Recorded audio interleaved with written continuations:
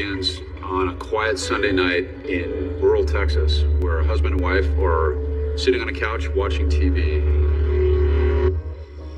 Tonight, we have our eye on the tropics and tropical depression number 24.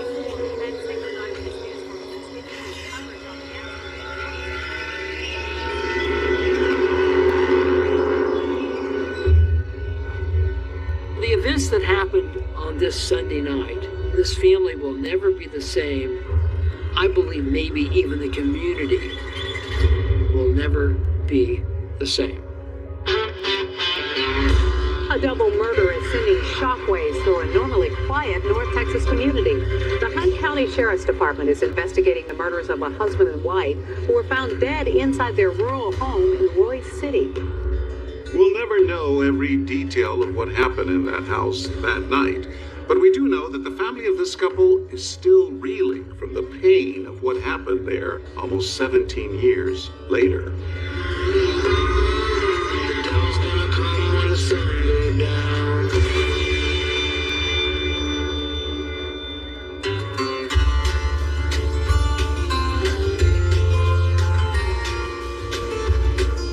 October of 2005 marked kind of a new beginning for the Woodruff family. Both the kids had left for college, and they were empty nesters. Charla, the older daughter, was in college in Arkansas, and their son, Brandon, had just gone off to school at Abilene Christian University. Heading straight down the highway, I'm moving on to someplace new. The parents, Dennis and Norma, were in the process of moving.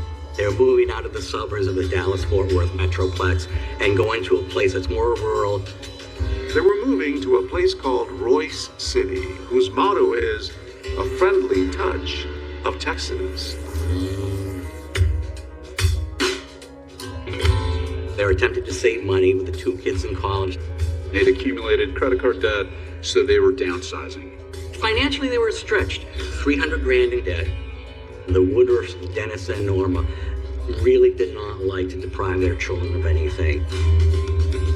In 2005, the Woodruffs had been married for 23 years. They were high school sweethearts. Dennis told me one time, said, I would never want to live without Norma. And I knew it was true love, he was saying that.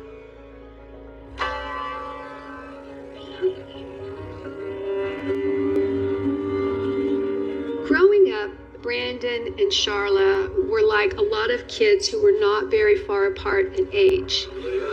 At times they got along really well, but I mean, there were times they fought. I have seen many of them. Brandon was a character. He was definitely the center of attention. He was kind of more of the pampered child. You know, he was the baby. Play him, Papa. Play it.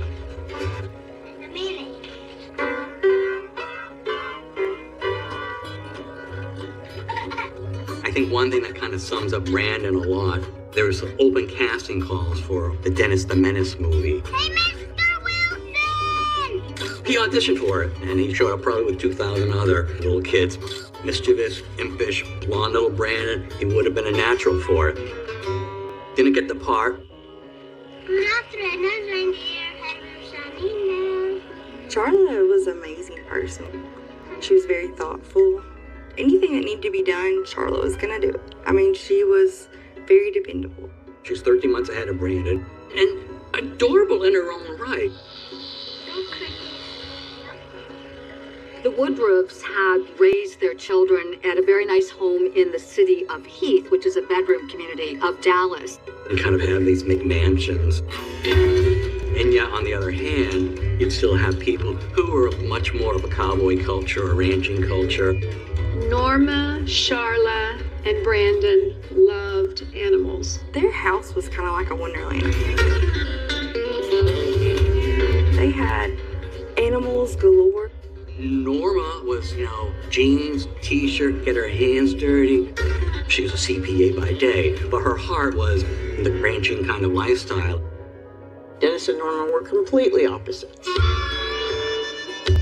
Dennis did more of like the cooking, cleaning. He loved music. He loved the Divas. Dennis had what was called a dolly room. He had a dolly pinball machine, he had dolly wigs, he had dolly dresses. So I remember going into the dolly room for the first time and just never seen anything like it. I mean, it was full dolly, amazing. He was just funniest person you'll ever meet. Dennis and Norma were completely involved in their kids' lives. Norma, she loved working with her kids with 4-H, Future Farmers of America. 4-H and Future Farmers of America involves kids adopting an animal when it's very young and raising it, grooming it, feeding it. You get involved in 4-H when you are like 4 or 5 years old. This is the lifeblood of these communities. Every September, the town has its annual corn and livestock show. Charla and Brandon were very successful in raising and showing animals. Brandon in particular, getting blue ribbons, getting grand champion designations. Brandon would have had Dr. Doolittle's gift of talking to the animals. And that's what he excelled at. And these animals thrived under his care. Always had dogs, cats, birds, horses, lambs. Rabbits and sheep and cows. He had a cockatoo. He got it from Norma. Norma had a love for animals like no other. For Norma and Dennis, their new home in Roy City had plenty of space for their menagerie of animals.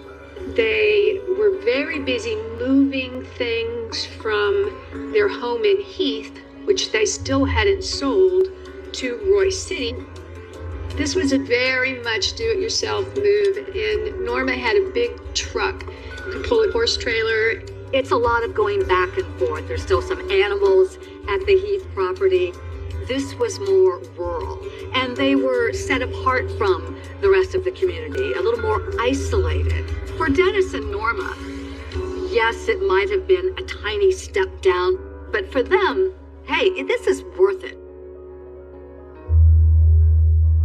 Charla and Brandon were both hours away at college, but they hadn't heard from their parents since Sunday night. It was now Tuesday, which was odd since they normally talk to their parents every day. There was a lot of people concerned. Charla called me and said, "Have you talked to Mom and Dad?" And I said, "No." And she said, "I talked to them Sunday night and I haven't been able to talk to them since. I've called their work and I get their voicemail. I call their cell phones, I've left messages." There is no reason my parents should not have answered the phone all day Monday or Tuesday. Charla called me, and I just remember a sound I would never forget. It was almost like a scream. The dawn's gonna come when the sun goes down.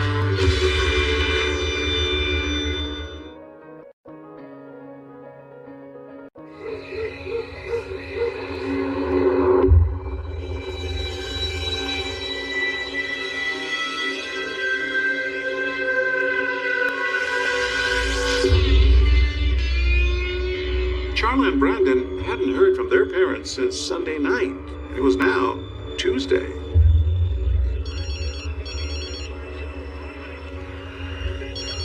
They're not answering their phone. They're not at work. This is ringing alarm bells.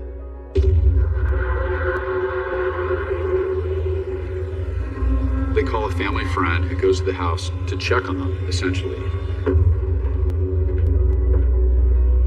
The house was locked, windows were locked, so family members say, do what you have to do, just get in that house. So he did. And he sees the last thing he ever could have imagined. Norma and Dennis slumped over on the couch, covered in blood. They're clearly dead. This friend is in a state of shock. He called back and said they're both here and they're both dead. And I just remember I couldn't think of what to say to him. I was so shocked.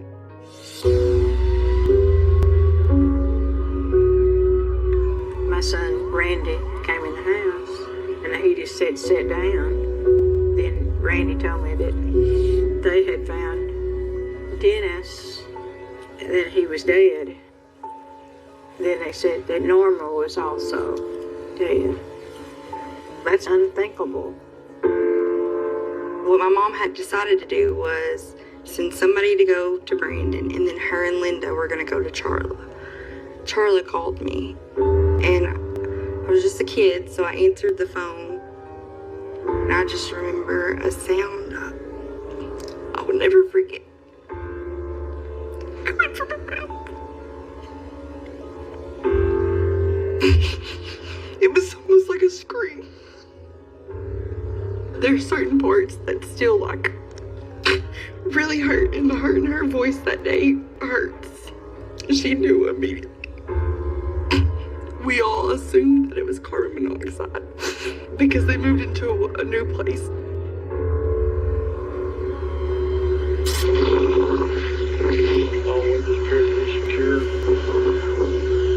Meanwhile, the police walk in and they find an absolutely gruesome murder scene. They're gonna have 2 victims on the couch. 2 law enforcement agencies became involved. You have your local county sheriff, and then you have your Texas Rangers. I don't try to get emotional, but sometimes emotions do come into play. I could picture my own parents in that situation. What would I do if I found my parents that way? This kind of hits you hard as an investigator. The condition that Dennis and Norma are found in is very significant from a law enforcement standpoint. Norma has been shot multiple times, and there's a huge gash across her neck. Dennis had been shot in the face once and stabbed 9 times. This would indicate to me that the person killing Dennis or stabbing Dennis was stabbing him to inflict additional injuries after he was dead. And when that occurs, that shows anger on the killer's part. It looked like the killer had a personal issue with Dennis for some reason. What begins to take shape very quickly is that the Woodruffs knew their killer, that they trusted their killer. Dennis still had a cup in his hand that he was using as a spit cup. Neither one of them appeared, to be alarmed or frightened or scared or trying to flee or defend themselves in any way. It's just like somebody had walked in and just boom, boom, and they're dead. Nothing appeared to be taken from the house. You've got jewelry, you've got televisions, you've got computers, laptops at the scene, that you have things that are valuable that could easily be taken and pawned. So whoever came and did this wasn't interested in taking the valuables. The house was locked from the inside, which would indicate that the perpetrator actor had a key or had some way of obtaining access to the house. The only thing that we knew when we walked out of the autopsy is that we had a large caliber projectile, either a 44 or a 45 caliber projectile. So, although the 45 caliber projectile is not something that's uncommon in the state of Texas, those are rather large projectiles. So police believe that Dennis and Norma had been dead for a couple of days. Another clue that makes investigators think this was not a stranger is the fact that there's a trail of blood from where the bodies are into the bathroom. That suggests that maybe whoever was in the house was comfortable walking into that bathroom and perhaps cleaning up the crime scene.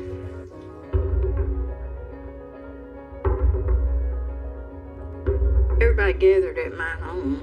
The whole family was at my house. Brandon seemed so upset. He was kind of more of a rock than Charla. Charla was absolutely a basket case. I mean, she just really was having a hard time functioning. It was awful. One of those things like, this is not happening to me. How could it happen to me? I just kept thinking that I was gonna wake up from some bad dream and that my mom and my dad were gonna be there. At At this point, the family still had no real details about what happened to Norma and Dennis. But as luck would have it, a reporter knocked on the door of the family members and asked them to comment on the murders of Dennis and Norma. We didn't know who to think that might have done that. We couldn't imagine anybody doing that. There's no one that I could think of that would want to hurt them because they were good people. It was very traumatizing at that point. I think the entire rest of my high school, I slept with a knife under my bed. Before that, I never thought bad things could happen to people because it never happened to us before. As soon as we learned that it was somebody, the questions go through your head like, somebody having an affair, a bad neighbor, somebody that came to work on their place. I mean, we went through lots of scenarios. I couldn't imagine anybody hurting them. The individual definitely had some issue with Dennis, no doubt. Do you think that it's possible that either one of your parents were having an affair with somebody? 2 years ago, there's this lady that is really obsessed with my dad. The dawn's gonna come when the sun goes down.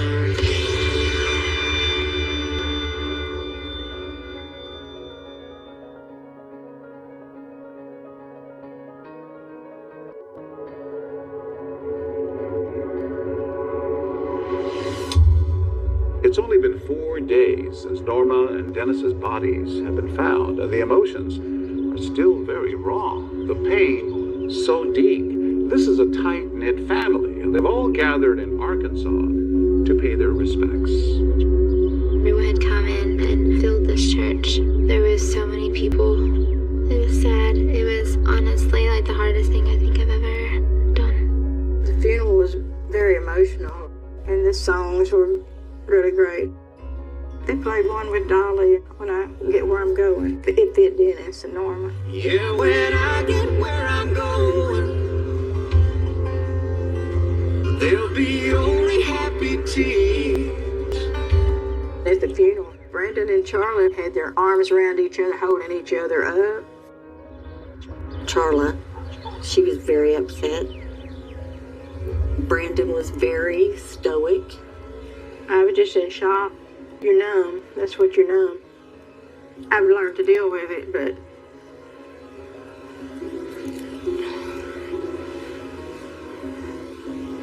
my grief was really bad for a long time. Especially when I went to the cemetery. I've lost my mother and dad, my husband, but there's nothing like losing your child.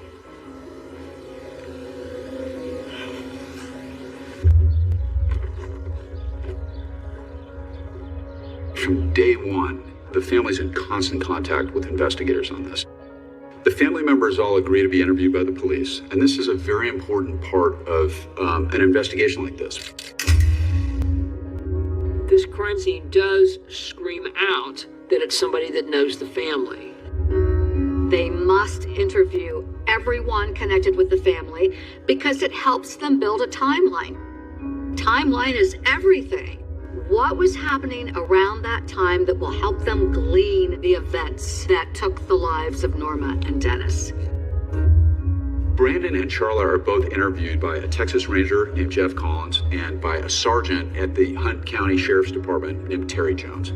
The interviews of family members are recorded, and they're in black and white, which, if you go back to 2005, probably is not uncommon in police departments. It was hard being interviewed because just lost the closest people to you, and you're having to go through and talk about everything. We have to know as much as we possibly can about your parents, what I call the good, the bad, and the ugly. It was just painful to even get through because you're not ready to talk about anything yet. Do you know of any problems that your parents may have been having and would they confide in you if they had any problems? I think they probably would, or say something. What kind of parents were your parents? The best. And was their relationship a very loving relationship? Yeah, they always did, I thought it was gross. That's your parents' stuff and all that stuff, but they were always together, like always. As investigators are speaking to family and friends, they're able to put together a picture of Norma and Dennis's last weekend. They were still in the process of moving from the Heath home to the Royce City home. Brandon, like his dutiful son, would come down most weekends to help them in that process. So Brandon came down that weekend. When is the last time that you actually saw your parents? It was Sunday, like, we ate dinner that day. We ate at the house, and I know my dad left about 6 something. Okay. And he got back, it was just right down the street of Milano's Pizza. Okay. And we ate dinner, and then I left. Right after you ate? Yeah, because I was already running late, and I had to go feed all the animals at the old house. After that, he drives to pick up his friend Robert, who is a classmate at college. Once he picks up Robert, they decide that rather than going right back to college, they're going to go dancing. And that's what they did.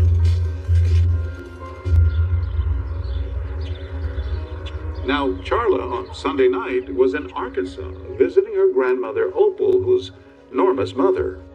We know you're saying that on Sunday night, between 8:45 and 9 is when you know that your mother talked to her mother. Right. And your I was grandmother. like, my grandma hung up the phone. She said, your mom told you to be careful going home. So I was like, all right. As far as anyone knows, that's the last time anyone had spoken to Norma. When Charla gets back to school, she attempts to contact her parents, which is sometime after 11 o'clock that night on Sunday, and she's unsuccessful. Nobody picks up the phone. So investigators are able to hone in on that time between 9 and 11 as sort of being the most likely period of time on Sunday night that they've been murdered. Do you suspect anybody of this? Honestly, I don't, because in my own opinion, I don't know how any human could do something. Like, I think a freak would have to do this. If there's anything at all that you can think of that we need to know, or that you can, even if we don't need to know, talk to us, get it out, and then, because it may mean something to us later. So during the course of their interviews, both Charla and Brandon both bring up the name Mike Etherington. They each suggest to the police that they should talk to Mike. He was a kid that Brandon hung out with. He was in the FFA with him. They had a best friend group, and he was one of the best friends. They were just thick as thieves. Something went wrong after they graduated and they started to get further and further apart. My brother's gonna come in here and tell you there's one kid that keeps causing him havoc. Don't let him see it, tell you about it. That is Mike Etherington. About 2 or 3 weeks ago, and at about 11 o'clock, I get a text message saying, I've grown up a lot in high school. Remember my name, Michael Etherington, you're gonna need it one day. Well, that was followed by about 16 to 18 text messages until 4 o'clock in the morning. Detectives asked for the spelling of his name. Etherington. It turns out investigators were already speaking to him, and Mike Etherington had a lot to say. It's a big, long little story.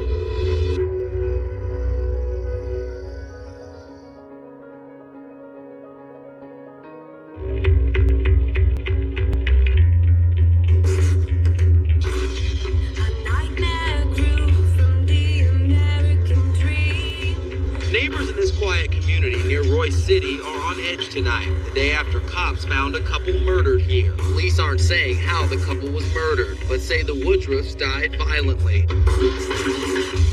As word gets out about this double murder, members of the community start calling the police, trying to help. And one of the callers was Mike Etherington, the same person brought up by both Charla and Brandon. Mike Etherington. Michael Etherington. Clearly at this point, Charla and Brandon have no clue that Mike is already talking to law enforcement. While Mike's first conversation with police wasn't recorded, eventually he comes in and the police take a videotaped statement.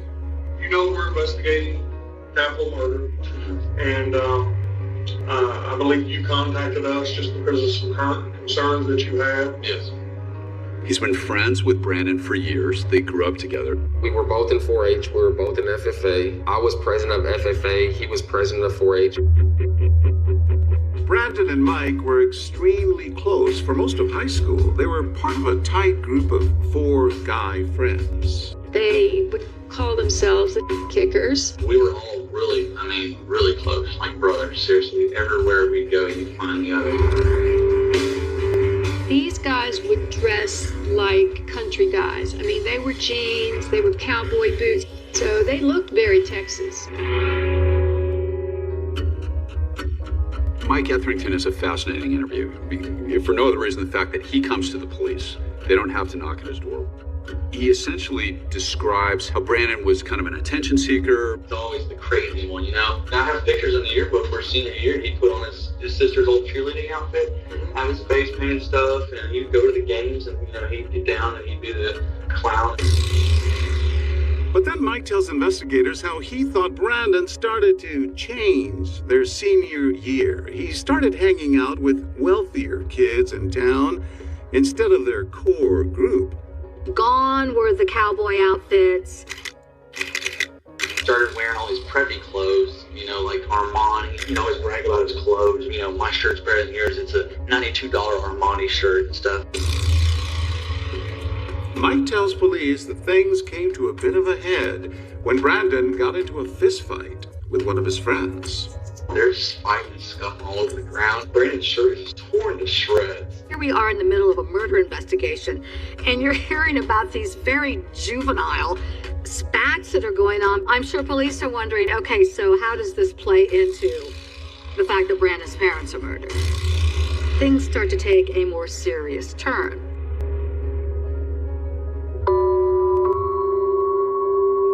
He begins to describe some really dark stuff.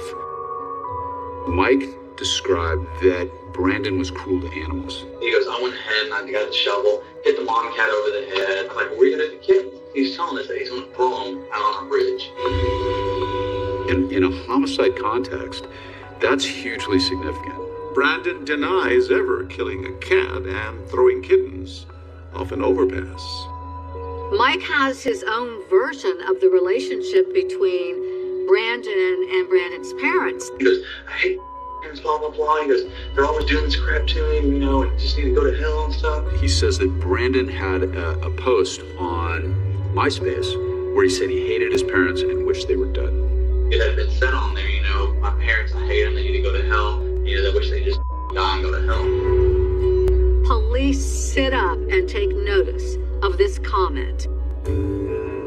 One of the things that's interesting is comparing the interviews between Brandon and Charla. What kind of parents were your parents to you? The way that Brandon describes the family life and Charla describes the family life, it's almost like 2 different families. So Brandon kind of describes this idyllic relationship with his parents and how they never fought. And Charla describes that their family had issues, like every other family, that their dad sometimes wasn't on his best behavior. My dad, whenever I was younger, had a very bad temper. A huge temper. And she says that Brandon inherited that temper. Charla tells police that when the two were little, there was emotional and sometimes even physical abuse. And she describes how he would beat her with a buggy whip. He beat the snow out of me too. He came in and did all the horse whip thing, and all you heard was just me screaming bloody murder. Brandon has denied ever abusing his sister, and Charla has said that as they got older, the relationship got better. When you have people tell you that there was an abuse issue, you would listen to that very intently. Interviewing Brandon is critically important, not only just to try to put together a list of suspects, but also to eliminate Brandon as a potential suspect. And so establishing a timeline is critically important. Based on what Brandon is saying and what police already know from other people, it appears Brandon is the last person to see his parents. At 7, you left the parents' house over in Roy City, and you go over to feed the animals and parrot and all that. How long does it take to get from Roy City to get to Roy City? To Heath. To Heath. maybe 20, 25 minutes. Okay. 30 at the most. Okay. I might have been there at the most for 30 minutes. So you think probably by 8 o'clock then you're headed towards Denton? Yeah.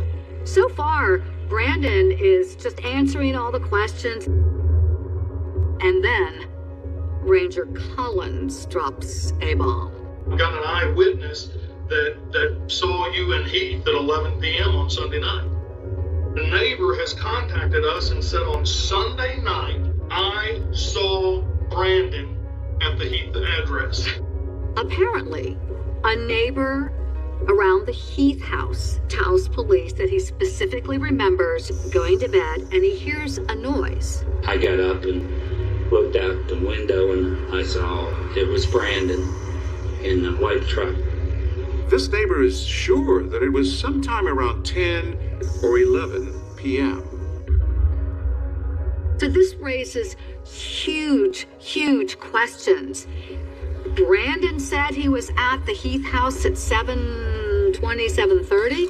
The neighbor says it was 10 or 11 p.m.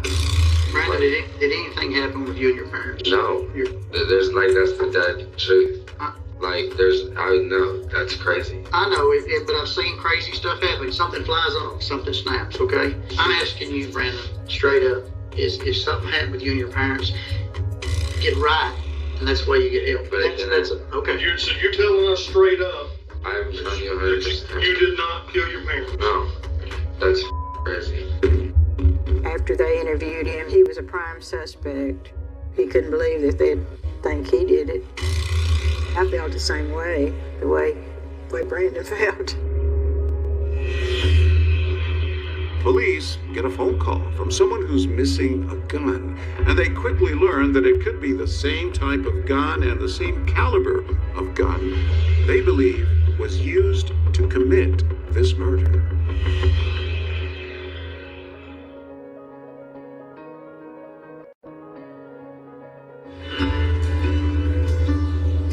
Brandon has been dating a high school classmate named Morgan Lee on and off for 2 years. They were kind of like an it couple. When they went anywhere, they made a statement because they were dressed to the max always. From what I saw, he treated her very well. Her family was very loving of her and him together. Morgan's mother, Michelle Lee, really adored Brandon. I loved Brandon to pieces. I really felt he was a good guy. Brandon and Morgan, they loved horses, so they rode horses together. He could let his stallion horse get in the arena and they would literally play. Brandon would run after him and the horse would spin around and then he'd chase Brandon. Brandon came home from college that weekend, and on Saturday, he went to visit Morgan. Morgan needed a lamb, so Morgan and Brandon went on this big adventure where they went and bought a lamb. Well, he was there kind of early. Morgan still sound asleep, and I said, well, just go up and wake her up. And pretty soon they come down, and, they're laughing and cutting up and acting like they do. Days later, when Brandon's parents are found dead, Michelle and Morgan are fiercely by his side. They meet him at the airport when he flies home from school, and they drive him hours to be with his family in Arkansas. Michelle and Morgan Lee, who, by their accounts, they say that Brandon was visibly upset that he was just destroyed by the news. It looked like he kind of cried himself out. Sometime after Michelle Lee discovers that something is missing from her home. We had old Western gun and cowboy decorations in the house. I mean, this is classic Texas, right? So they've got some decorations, which include a Colt Long 45 handgun that's on display, along with live ammunition. That was, oh my gosh, old as dirt. The gun wasn't loaded, but the bullets were in the belt that went around the perimeter. I didn't even know the gun would work It looked like it was right out of, Tombstone or something. And sure enough, the gun was gone. And the leather loops that used to hold the bullets in place on the belt, they were broken, and there were bullets missing. He could have taken that gun last weekend. I was like, you're crazy. Don't even think like that. Brady wouldn't do that to his parents. It is possible that it could have been stolen prior to Brandon being there by someone else.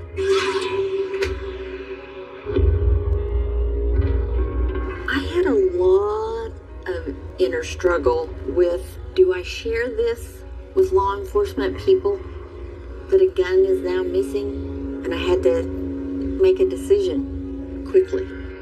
She told us she had in her possession an old Western style holder that had the bullet loops in the holster, but no gun.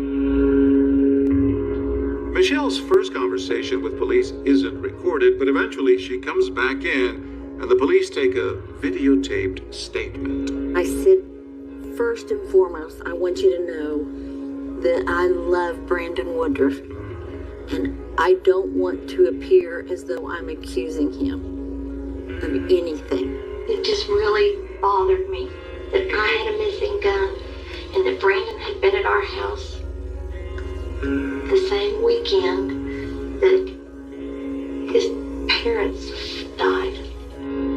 It was absolutely the hardest thing I have ever done. I don't want you to think that I think Brandon did anything because I'm telling you this. She felt guilty for coming forward with this information and wanted to protect Brandon and spoke very highly of Brandon, and then would turn around and say, but this is strange. Tests were done on the slug found in the couch with bullets that still remained in the Lee home, and those experts said these are consistent. So the odds are reasonable that the weapon is the weapon used to shoot them. But to absolutely corroborate that, you couldn't do it until you actually find the weapon. The police at this point are putting together an affidavit for Brandon's arrest. Detectives have cleared Charla, as well as people brought up in the investigation, including Mike Etherington and the woman who was supposedly obsessed with Dennis. In this case, the fact that Brandon had some pretty big holes in his timeline, according to his interview with the Texas Rangers, and combined with the fact that he had been in a home that had a gun stolen from it, that was pretty much it for him. It was just like a normal morning. I was getting ready for school, and then all I remember was just a swarm of police coming into our house. I just heard my grandmother scream. I said, what in the world are y'all doing? I told her that we loved him and, I believed in him. I had the radio on in the car, and I heard that Brandon Woodruff had been arrested. It just gave me goosebumps. The Brandon that I knew, I would never, ever imagine that he would harm his parents, let alone kill them. I was shocked. I never in my life would I imagine my little brother would be arrested for anything, much less the murder of our parents. I did not think he did it. They made a mistake and it was going to be cleared up soon. It was the most horrible thing to see Brandon with his wrists shackled. He had his ankles shackled.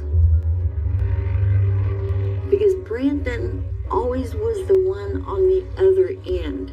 He was the one that could put a collar on any type of dog and have them sit, stay, come at his command. And now Brandon was the one that was in chains. The family started splitting. Immediately, the Woodruff side definitely believed there was some kind of mix-up. The Johnson side, I don't know at what point, but at some point they very much believe that he did it. You have yet to hear the whole story. There were wild revelations still to come during the investigation of this case. Investigators called me and said, "Are you sitting down?" I wish I had been sitting down.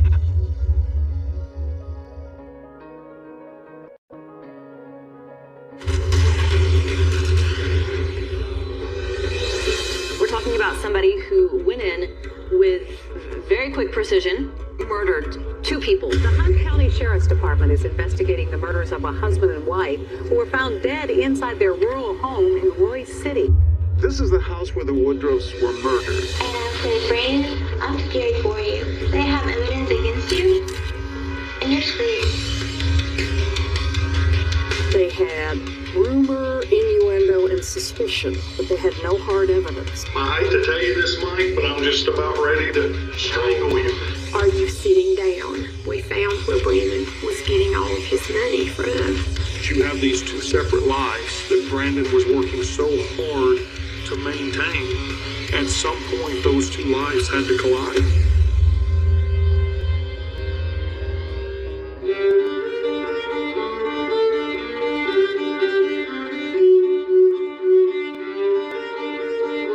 Brandon was wonderful with animals. He's almost like a horse whisperer. Brandon would ride, and it was always just a little more fun and free. He had different ways of doing things with his horses that was just almost magical. They jived. I mean, they were together. He's got the horse kneeling for him. He's doing this, the horse is kneeling. Then he was only 17, 18, he was doing that. He had the patience and the understanding of these animals to deal with them on their terms. He had a love for horses, and the horses knew. He just had a gift. But now, 19-year-old Brandon is behind bars, accused of killing his own parents. Well, it's a horrible situation. You can't believe it. But he always assured me, that it's going to be okay. They're going to find out the truth, and I'm coming home. Brandon's supporters say he shouldn't have been arrested in the first place. They point to Brandon's MySpace page, and they say that nowhere does it say that he hates his parents like Mike Etherington claimed. There is no evidence that statement that Mike made about him saying that ever happened. Ranger Collins puts Mike Etherington's statement about the MySpace page in the probable cause affidavit, and they go look at it, and it says, I love my parents, LOL, seriously, I do. Investigators reach out to MySpace to see if the page could have been altered, but they don't keep records to show if anything was changed. Now they need to go back to Mike and say, wait, where's this post where Brandon supposedly said, I hate my parents, I wish they were dead? Supposedly it had been said on there, my parents, I hate them, they need to go to hell, I wish they just die and go to hell. Well, now you're saying supposedly, but over the phone you said that was on there. Because I did not see with my eyes. Okay, give me just a minute, Mike. This is more than a huge problem for the investigators because they've included that in their affidavit for probable cause that Brandon committed these murders. Somebody says, he hates his parents and wishes they're dead. We call that a clue in the death of somebody's parents, right?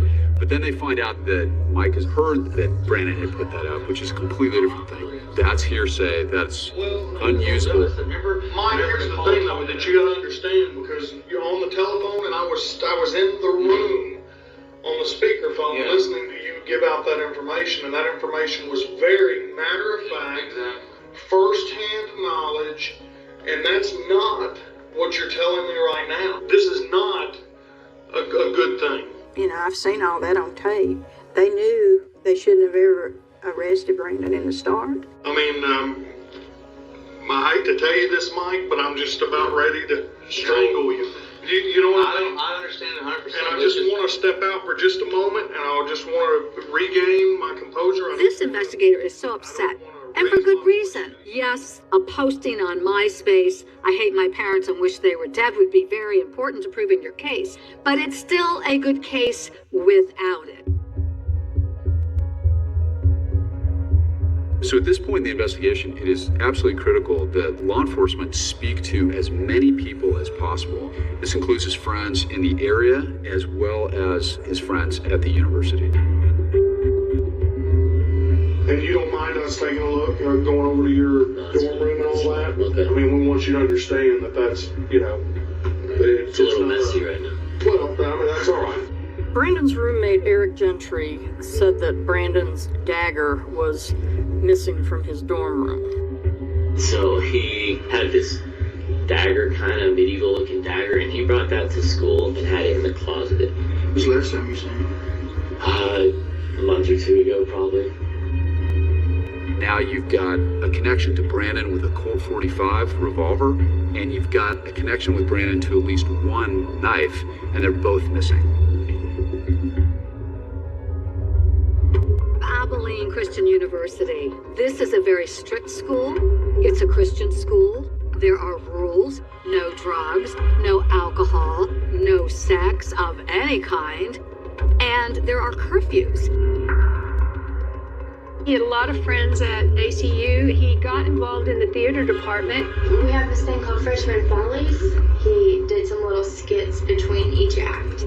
Might I say y'all are all looking fantastic today. He loved it.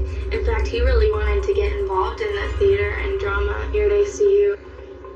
Brandon was never that good a student, but he always got by. At college, he began staying out too late, sleeping in, missing classes. His grades were falling. If you miss 3 or 4 classes, you're just out of the class. You don't get credit for anything. And that's how Brandon was flunking out.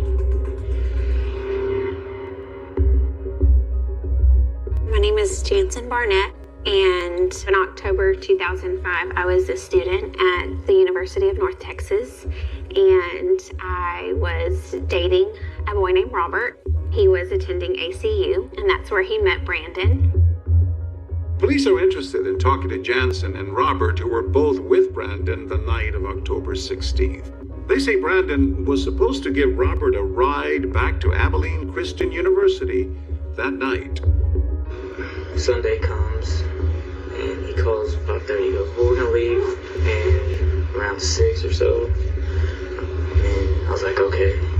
Then he called again. He's like, "Well, it's gonna be a couple more hours." He knew that we would be calling him. He wasn't answering his phone for whatever reason. We were just kind of frustrated. I called him at 10, and he answered, and he was kind of, when you run, or when you kind of get caught in doing something, you're going to breathe hard, like you got like sound or something, but he was breathing hard. Brandon finally tells Robert Martinez, "You know what, I'm not going to pick you up at your girlfriend's house. I'm going to pick you up at a Denny's outside of Dallas." I think by the time we finally met up with Brandon, it was probably between 10:30, 11. But that's not what Brandon told police just days earlier. So you think probably by 8 o'clock then you're headed towards Denton? Yeah. Okay. It's one thing to be off a few minutes. It's another to be off 3 hours. And that's clearly what you have here. I would have never questioned Sunday evening until he got arrested. And I was like, okay, I wonder if this is why he wasn't answering.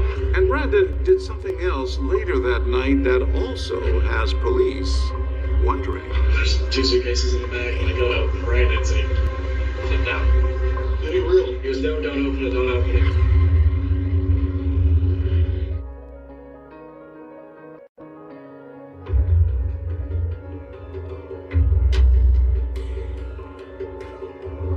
This is the house where the Woodruffs were murdered. Brandon says he had dinner with his parents that night, and then we know that Brandon's mother, Norma, was still alive at 9:15 because she made a phone call to her mother at that time. You had several hours of missing time that Brandon was not accounting for. And it was during those hours of missing time that the murder was committed.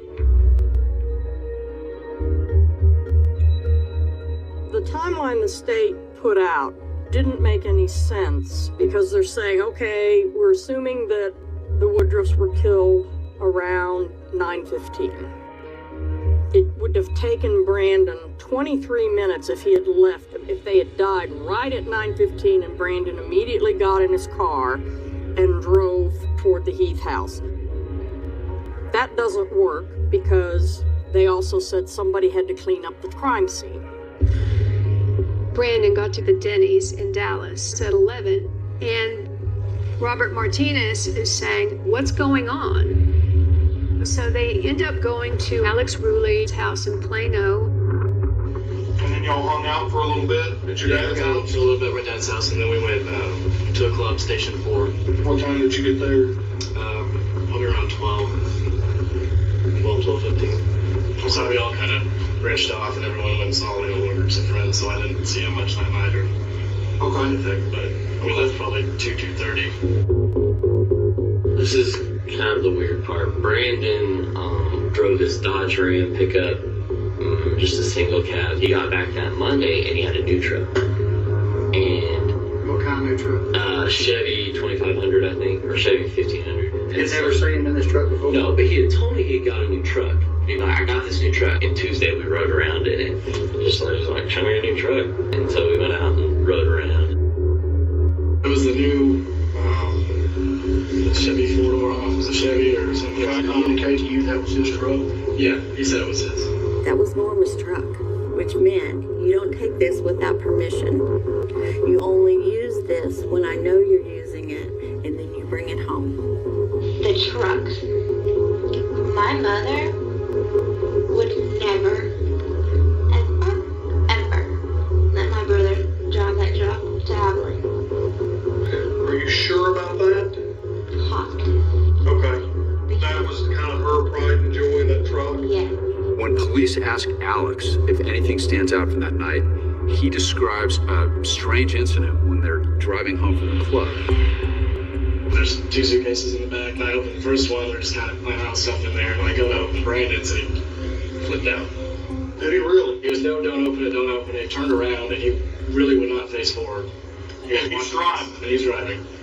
So we're like, turn around, calm down, we're not going to open your suitcase, just drive. The investigators, when they heard about Brandon being so protective of his bag, they assumed that maybe there's a murder weapon in there. They got possession of that bag, and they sent it straight to the lab. There was nothing that would indicate that Brandon had any involvement in the crime. What's he afraid of them finding? It later turns out that there's something else in that bag that he's desperate for certain people not to learn about. When I asked him the next day, why'd you freak out like that? He said he just had some gang stuff in there or something that he didn't want his friend to see because he said Rob was straight and didn't want to, Now that's something too, because he's telling us that no, I'm straight, I've got a girlfriend and all that, but we're hearing from friends, that he is gay. Which, we don't care one way or another, but if you're gonna lie about something little like that, then, are you gonna lie about something big? If you can lie something about your sexual orientation, then you ought to be able to lie about something big. To make a statement like that is just totally ridiculous. Everybody lies. They lie especially about sex. Are you kidding me? Is he lying, or is he just still coming out of the closet? If you've known anyone who has struggled with coming out, it's one of the hardest things to do. It takes a monumental amount of strength. I noticed Brandon dressing like a little different, and I noticed that he was like a little more feminine. I was like, I've always known. Now, one person in Brandon's family who appears not to know about his sexuality is his sister, Charla. I said, Brandon, are you gay? He said, no. And what she says next will forever change their relationship. I said, you're part of this. There's no doubt in my mind that you have something to do with this.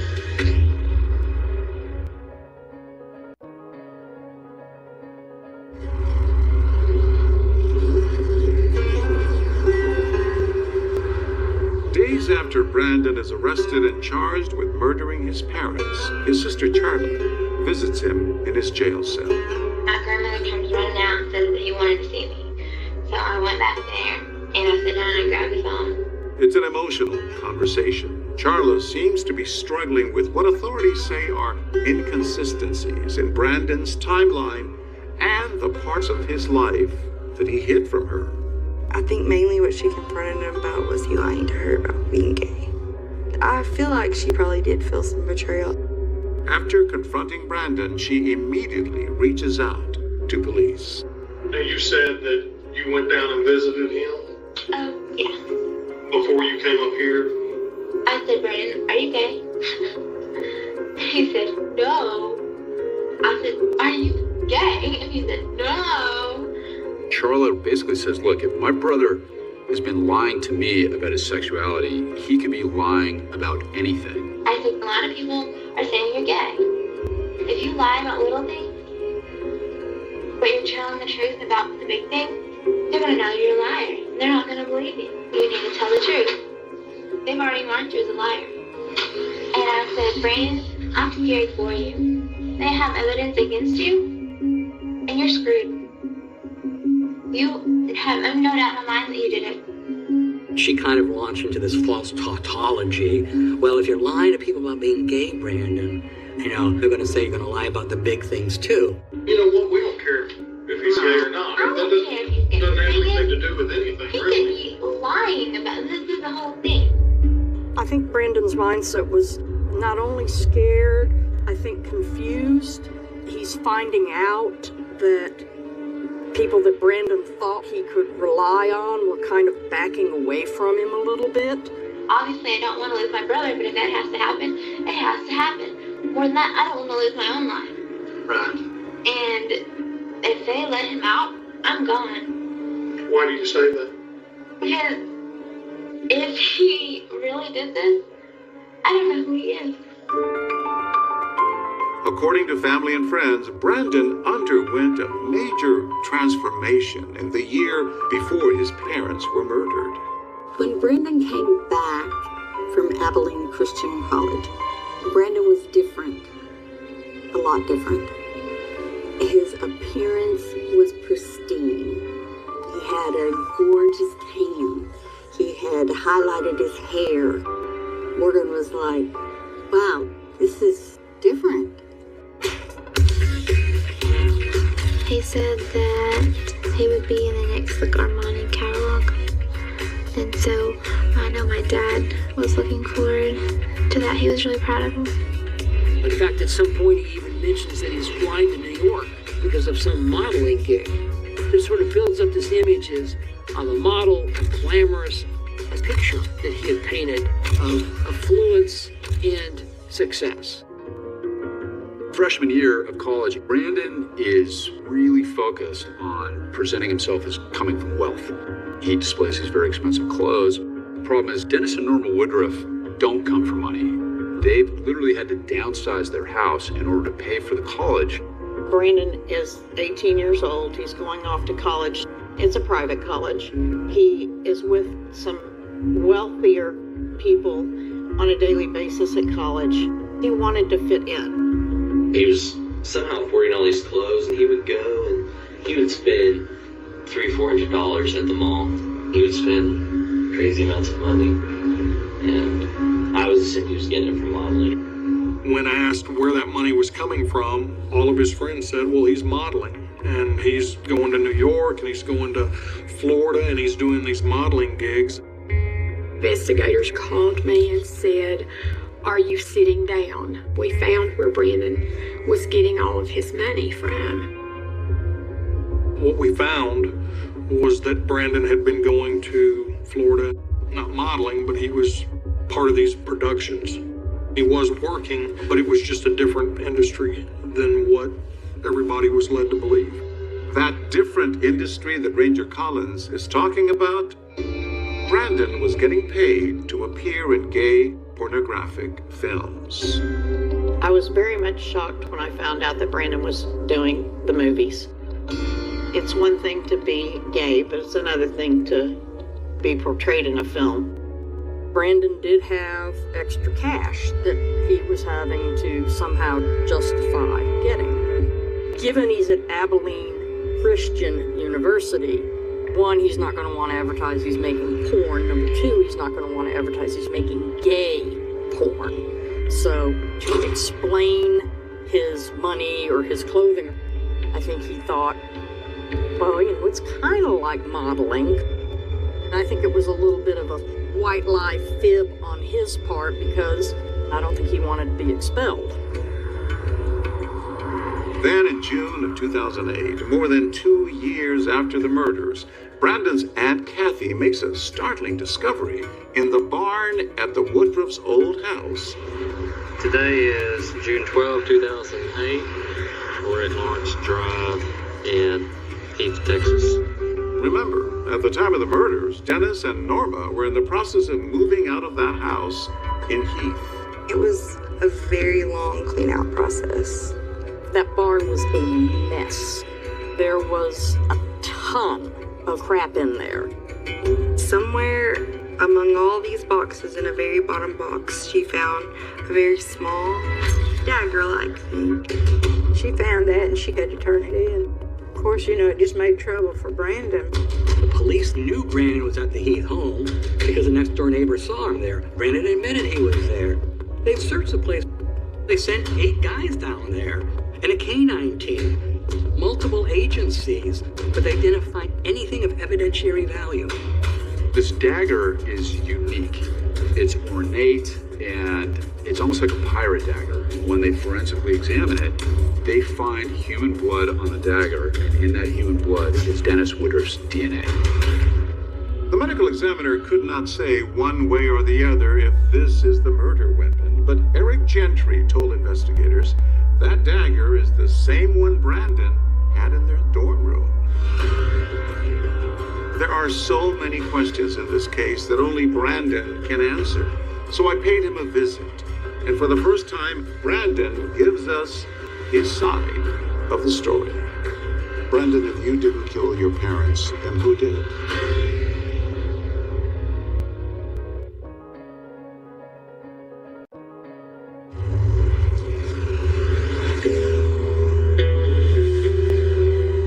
Finally, in March of 2009, 3.5 years after the murder, the trial is underway.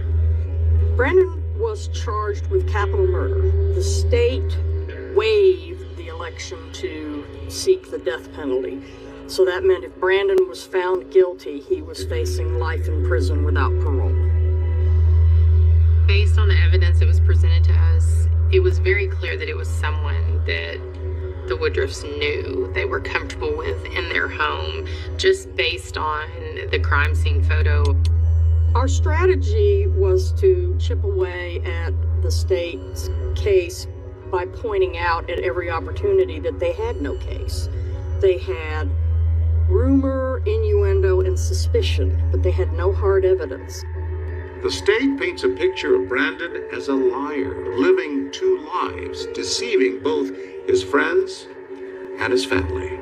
Brandon's mother had a truck that they talked about throughout the trial. This was her prized possession, was this truck. So when Brandon went back to school the night of the murder, he told all his friends that his mother gave him her truck. Another motive that's presented by the prosecution is the financial motive here. Brandon is a free spender. He projects himself as coming from wealth, which he does not.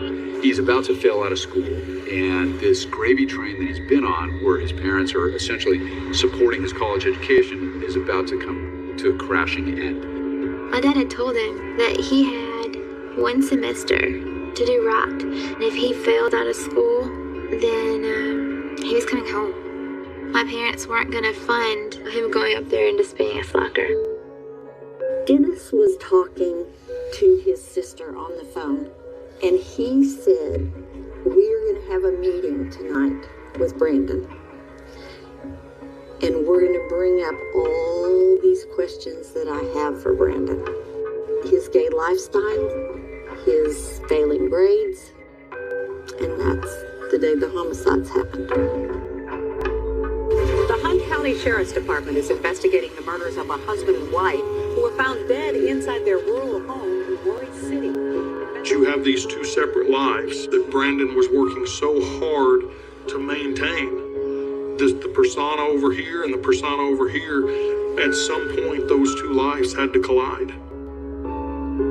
It's my belief that that collision took place in the residence on the night that Dennis and Norma Woodruff were murdered. In the West, they're going to have two victims on the couch. There's a lot of theories, like the double life, the financial motive, all the rest of it. This case comes down to the timeline, and it comes down to Brandon Woodruff lying about it. From the perspective of the prosecutors in this case, these people are murdered between 9 p.m. and 11 p.m. And Brandon Woodruff cannot account for his whereabouts. Brandon's neighbor, Randall Luntz, who lived right here, says he saw Brandon outside his house during the 10 o'clock news that night. That would mean he was here between 10 and 10:30. When you factor in the drive time, Brandon would have had between 20 and 45 minutes, approximately, to commit the murders. When the jury breaks to deliberate, they need to ask themselves, did Brandon have enough time to commit those brutal murders of both his parents, clean up the crime scene, and then get to that house in Heath? The jury deliberated for 5 hours. I remember standing up for them to give the verdict and thinking that it was going to be not guilty. And when it was guilty, my grandma just broke down and ran out, and I just ran with her. I did not want her by herself after that. When it said guilty, it cut through me like a knife, but there's nothing you can do. He was sentenced to life without possibility of parole in Texas State Prison.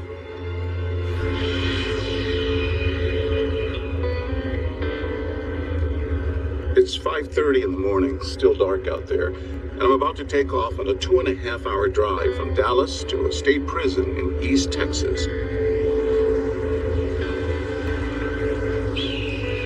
Brandon Dale Woodruff now calls this place his home. He's finally agreed to talk to us and tell us his side of the story. Yes, ma'am.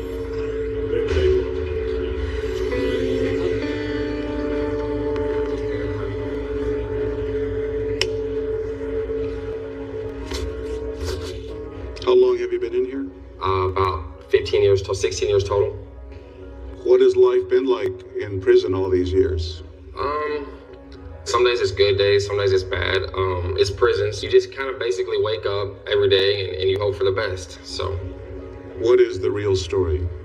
That I'm innocent. I did not kill my parents at all. Brandon, I have interviewed a lot of people in prison and in jail, and so often they say, I didn't do it, I didn't do it. Why should we believe you? I think that you should look at the totality of the evidence. Brandon pushes back against the accusation that he purposely lied about his timeline on the night of October 16th. I told a lot of people that I really couldn't consider myself staying there for a couple of hours, but I fed the cats, I fed the dogs, I got ready to go that night. So maybe, it did take a little bit longer. I wasn't wanting to sit here and look at my watch every moment of every day. So I did the best I could. I told him where I was at, I told him what I did, and that's just the truth. But what about the story that Brandon wanted his mother's truck? My mother would never, ever let my brother drive that truck to Abilene. I mean, the neighbor said that I drove it all the time. I got a ticket in that truck, and now all of a sudden, this truck is this huge deal, and it's like, it doesn't make any sense to me. Brandon, almost 3 years after the murders, someone finds a dagger in your old parents' house. Yes, sir. I don't know of how anybody could actually look at and I'm calling it not a dagger, but a sword, because it's about this big. Yeah. Did you use that sword to kill your parents? No, sir. No, sir. Did you know it existed? No, sir. Did you use that gun that was taken from your girlfriend's house to kill your parents? Absolutely not. No, sir. Brandon admits that he was struggling academically at ACU, but he says that was no reason to kill his parents. You had dropped some of your classes at the university, and investigators said that your parents were angry and that you killed them because they were going to cut you off financially. Not absolutely not true. School just wasn't my thing, but never once did my parents ever tell me they were going to cut me off. Never once did my parents say, this is your last chance. Brandon has spent his entire adulthood behind bars. To this day, there is a strong group of supporters who say that jury got it wrong, and Brandon is an innocent man. Hear his appeal. Brandon's case has about as many red flags as you could ever expect to see in a wrongful conviction. Help us right this wrong.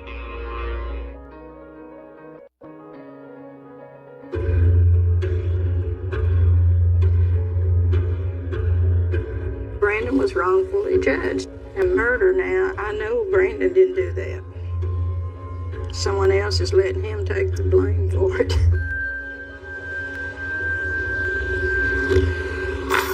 Shame on Texas justice. Judges of the Texas Court of Criminal Appeals, do your job. In April of this year, a small but vocal group went to deliver an online petition to the Texas Court of Criminal Appeals asking that Brandon be granted a new trial. Basically just asking them to go ahead and reopen the petition, vacate the judgment, or, they'll realize that Brandon is innocent. Help set him free. Brandon's case has about as many red flags as you could ever expect to see in a wrongful conviction. The theory of the state's case was Brandon is leading a double life. He is portraying to his conservative friends at college that he is a straight man, that he has a loving girlfriend back home, when in fact he has boyfriends. Do you feel you were charged and prosecuted and eventually convicted in large part because you're gay? I do believe that that's a major factor. I felt like the investigators were able to use that. They were saying, well, did you know that he was dancing in gay bars? Did you know that he had a boyfriend? When we did the general voir dire of the panel, we were asking about people's views on homosexuality. I'm not entirely certain you get entirely honest answers on that. But the $64,000 question that they asked was, do you feel or think that being homosexual or gay is immoral? Guess what? In 2005, people still felt that homosexuality was immoral because 8 of the 12 jurors on Brandon's case specifically said it was immoral.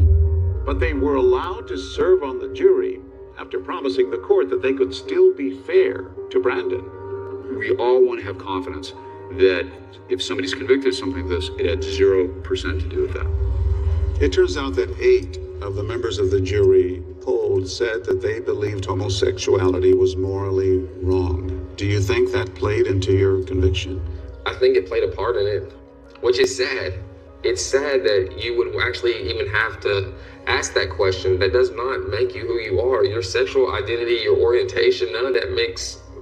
I'm Brandon. I'm not gay Brandon. I'm not, straight Brandon. I'm just Brandon. ABC News spoke with several jurors, and they told us that when it came to deciding guilt or innocence, Brandon's sexuality was not a factor for the jury. I don't recall that issue coming up as we were deliberating of anyone saying, well, I think he's guilty because he's gay. That wasn't even a discussion. No. That would be unfair. The prosecution's case against Brandon relied heavily on a timeline they say proved that Brandon was at the scene of the murders that night. But the Innocence Project points to cell phone records they say further compress the window of opportunity to commit the murders. The friend that was in Dallas waiting for Brandon to come pick him up, he called at 9:49. We know that at 10:10, that Morgan called Brandon. So if you look at these times where Brandon is talking to people, then literally the only way that could have happened between 9:20 and 11 o'clock is if Brandon kills his parents in at the most 19 minutes. Like, he has to act fast. Or he is taking calls during the course of committing these murders. That's the only only way the timeline makes sense, that he does something to one of his parents and then takes a call and chats with Morgan like nothing's wrong.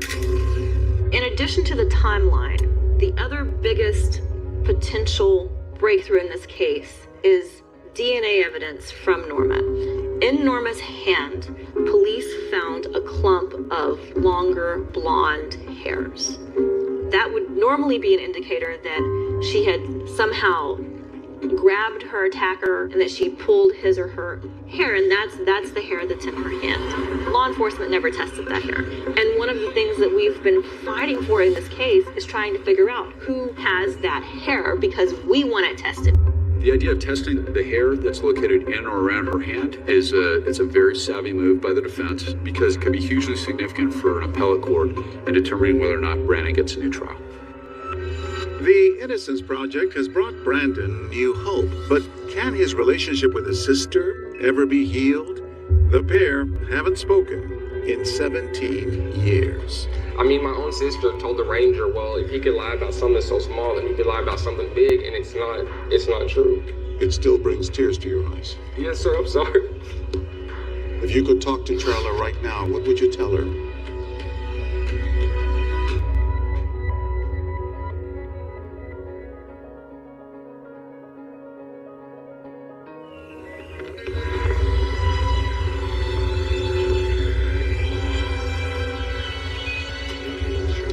But I really don't even believe it. I've gone back and forth over the years, but mainly my heart stayed. I don't think he did it. We all still are a big family unit. We all love one another. But people can live with what they think. I can live with what I think because I know the truth, and the truth's going to come out. And we wanted to believe that he was innocent, even though I thought in my heart of hearts that Brandon could very, very well be guilty. No matter what Brandon has done, did do, he's still Brandon. He messed up, and I wish he hadn't.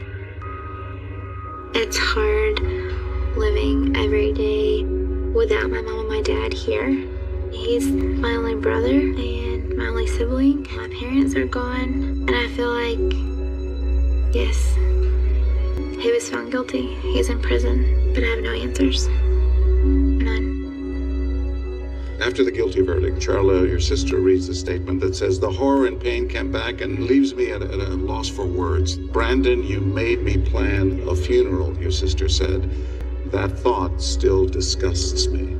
I'll never forget it. And it hit you hard. Very, because I know I didn't kill my parents. And I just wonder, why is she publicly so against me? For what reason? If you could talk to Charla right now, what would you tell her? I would tell her that I didn't kill mom and dad. I did it. I did it. Do you love your sister? Yes, sir. How often do you think about your parents? Every day, John. Once a person is tried and convicted, they can go up on direct appeal. After direct appeal, the conviction is considered final. That's already happened in Brandon's case. His case is, in the eyes of the state of Texas, done. Now his only chance to get out of prison is if he can prove to the Texas Court of Criminal Appeals that he is 100% actually innocent. That's a tough road to hoe. As it stands right now, if we don't have a break in the case, then there's nothing we can do for Brandon. The real uphill climb is that every arrow of suspicion points directly at him. If you get out of here, what is the first thing you'll do? Give my grandmother a big hug. That's the first thing. That's the very first thing, is I'll probably pick her up. You think that'll happen? Yes, sir. You'll ever get out of here? Yes, sir. Yes, sir. Because I'm not going to stop. I'm going to keep fighting, and I'm going to keep fighting to prove my innocence.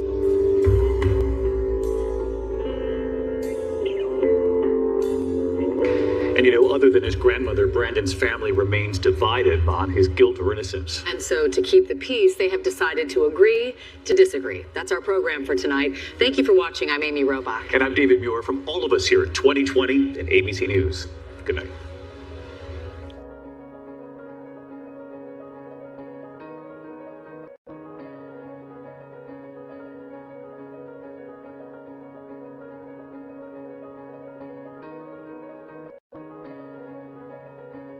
came out after midnight, but it was only the first. When the murder started, for the most part, they were just another murder. Shauna Hawk, Cuddy G. Balcom, Deborah Slaughter. Each one seen individually. Here's another homicide. 2 murders in 2 days. Who is African American. Caroline Love, Michelle Stinson. Another victim to roll out. A lot of women are in fear. I just talked to her and now she's dead. The patterns of women being killed didn't really add up. Brandy Henderson and 9 others. These 10 murders. A murder count possibly totaling 13. Why didn't police see it sooner? All victims of an unknown suspect. Whoever did this was a ghost. Danger disguised as a friend. And his victims never saw him coming. We wonder why did it take so long to see a pattern. I feel bad that we did not know that sooner. But it wasn't just police. It was those of us in the media and I think the community. Yeah, it was right there. This young mother was killed in the same manner. All had been strangled. He looked at me and he said, "We think we have a serial killer." You know, if you don't get him off the streets fast, he can do it again.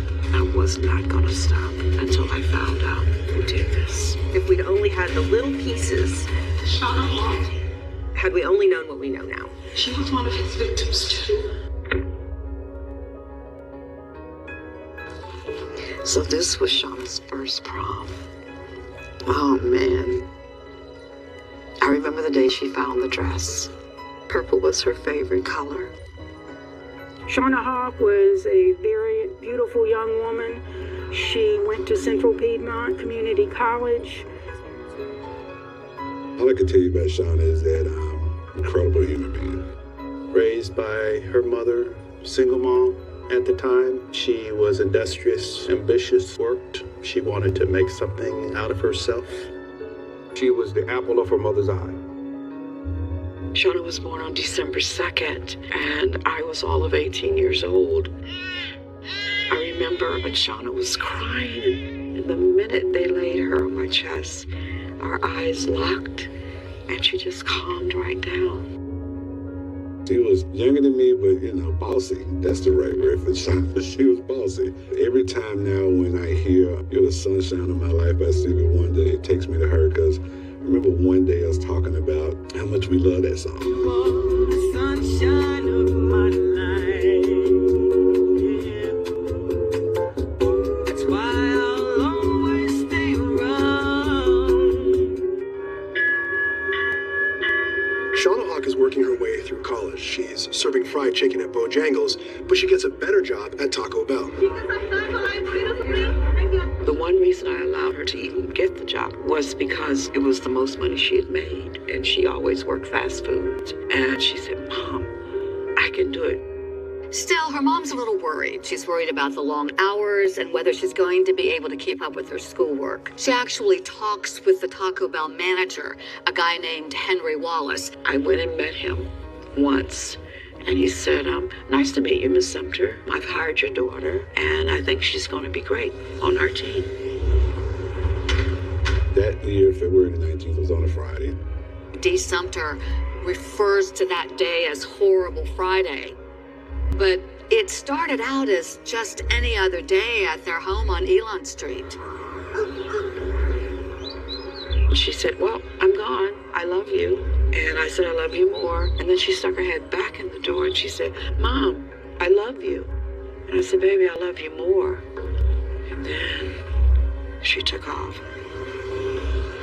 That afternoon, Dee gets a call at work. Her godson's mother called and said, "Miss Dee, have you heard from Shauna?" And I said, "No." She said, "Miss Dee, I'm not trying to say anything, but something's wrong. I don't know what, but something's not right." She noticed some unusual things around the house when she came home. Her daughter's car was not there. That wasn't unusual, but what was unusual is it was a cold day in February, and Shauna's purse was in the house and her winter coat was in the house. She's wondering, well, what's going on? Where is she? I called her boyfriend and I said, "Daryl, get over to my house, please, now." And he's just shaking his head. He said, "This is baffling." I said, "More than baffling. Something is definitely wrong." And they decided to call the police and report her as missing. As they were waiting for the police to respond, Daryl decided to go looking through the house and just check. I hear his footsteps. He walks into the bathroom. back the shower curtain and found Shauna in the bathtub in a small amount of water, fully clothed, and she was dead. The next sound I heard was him blood-curdling scream.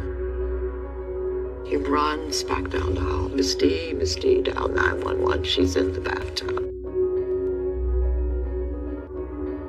Last thing I remember is seeing them push her out on a gurney doing CPR. It was obviously too late at that point. Subsequently, we find out that she was raped and then strangled inside of her bathtub. And that was kind of unusual for us at the time. We did not have a lot of strangulations during that time with the homicide investigations. Strangulation is rare. It's more commonly seen in domestic cases or cases where people have a relationship. Murder? I couldn't hardly even spell the word murder before Shauna was murdered. We didn't have any damage to the doors. We didn't have any damage to the windows. So we believe that she allowed the assailant to come inside the residence. The killer was also meticulous in terms of going through the house, making sure he wiped down anything that he may have touched. So they had no DNA, they had no fingerprints. In effect, whoever did this was a ghost. Who would want to kill this beautiful, innocent, sweet, kind, loving person? My best friend, my daughter. We didn't find anything significant that would draw us to point to any particular suspect at the time. She couldn't have had an enemy. She wasn't that kind of person. So after she was found murdered at her home, the police tried to locate her car. It was not discovered for weeks, and when it was discovered, it was found in a parking lot at Central Piedmont Community College. The front seat was pushed back, and Shauna was short. So I think the only thing they took away from that is that it had to be somebody that was taller than Shauna.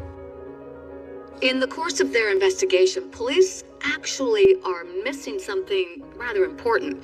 8 months earlier, a young woman by the name of Caroline Love disappeared. And it turns out that Caroline and Shauna were friends. Something ain't right. They need to go back and look at what happened to Caroline, because Caroline's missing and now here Shauna is dead.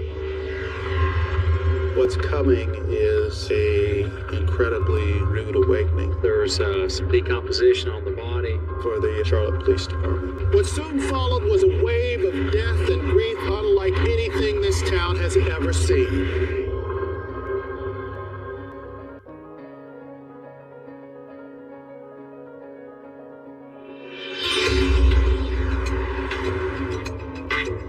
The best way to describe Charlotte in the early 90s would be is that it was growing extremely fast. Charlotte was at the beginning of its banking boom. Johnson from 20. After the Charlotte Hornets got here, I think that's when everyone started using the term world-class city. The skyline seemed like it changed every 3 to 4 months. Charlotte was booming. A lot of steel and glass and a lot of looking upward. Maybe not enough looking down. Police are pointing out the drug dealers. And what was happening on the ground. Drugs are a problem in every large city in America. In the neighborhoods and in communities. Police say that this is what they call a crack house. We were headed towards one of our highest murder rates in the city's history. On the legitimate side, banking was the growth industry. On the criminal side, drugs was the growth industry. Gun was found behind the dresser along with the crack bag. It was a very, very violent period of time. Drugs and their debris were... In fact, I would say it was the most violent period in Charlotte's history. Members of the violent Mustang gang were arrested. In the 90s, we were not equipped to handle the murder rate. We had maybe 8 homicide detectives, but only 6 were actively working. It was almost like they were having to work homicides like car accidents. It's the 90s in Charlotte, North Carolina. Skyscrapers are going up, but at the same time, a series of crimes are unfolding. 20-year-old Shauna Hawk is found strangled in her bathtub, and her friend and co-worker, Caroline Love, has vanished. Love went missing in June of 1992. Caroline lived in East Charlotte. I lived in West Charlotte, and we all worked together at Bojangles. The Love sisters, Kathy and Caroline, worked at Bojangles with Henry Wallace, who was Shauna Hawk's boss at Taco Bell. She was a really fun person. She always had like a really cute boyfriend. She didn't show up for work. This don't sound like her, you know? Something's definitely wrong. I know my mom, I remember her calling like everybody. She called everybody in our family. Like, have you seen her? Is she over here? It was like she just disappeared off the face of the earth. She was living with this young lady by the name of Sadie McKnight. Sadie McKnight and her boyfriend, Henry Wallace, helped file the report for the missing person of Carolina Love. Kathy, Henry, and Sadie are the ones who went to the police station to file the police report. Shauna had the news on and she said, Mommy, Caroline is missing. Something is wrong. It's not like her just not to come to work and not call me or call work or say something. When Shauna Hawk is murdered, police don't immediately tie that to the disappearance of Caroline Love, but there is a connection. Before Taco Bell, Shauna had worked at Bojangles with Caroline. She and Shauna were close friends. They were in high school together. They worked together. They were buddies. They hung out together. My mom was on it. She was like, there's no way that within a year that Carol's missing and then one of her good friends is dead. They always remained hopeful that she would be found alive and okay. I thought so many times that she was gonna come back. So I remember even when searching for her, I had these two little dresses and I wore them because I wanted to look nice, you know. I wanted to look nice in case she showed up. 4 months after Shauna Hawk was murdered, another young lady, Audrey Spain, turns up murdered as well. I think this is one of my favorites. Audrey was a free spirit. She lived life on her terms. Spirited, adventurous, positive, a hard worker. Audrey Spain was another young, attractive black female who also worked at Taco Bell. I do remember receiving a call from Audrey's manager telling me that she had missed going to work that particular day and that he was concerned. So they actually sent the manager or the maintenance people to her apartment complex, and when they entered the apartment complex or entered her apartment, they found her deceased on the bed.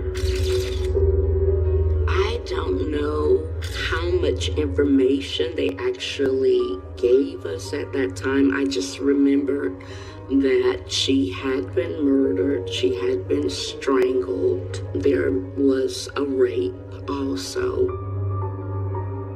It was devastating. It's just not something that you ever expect to have to deal with. Audrey was my younger sister, and we grew up together, so it was very difficult. What did I miss? How did this happen? And you're totally blindsided. Yeah, totally.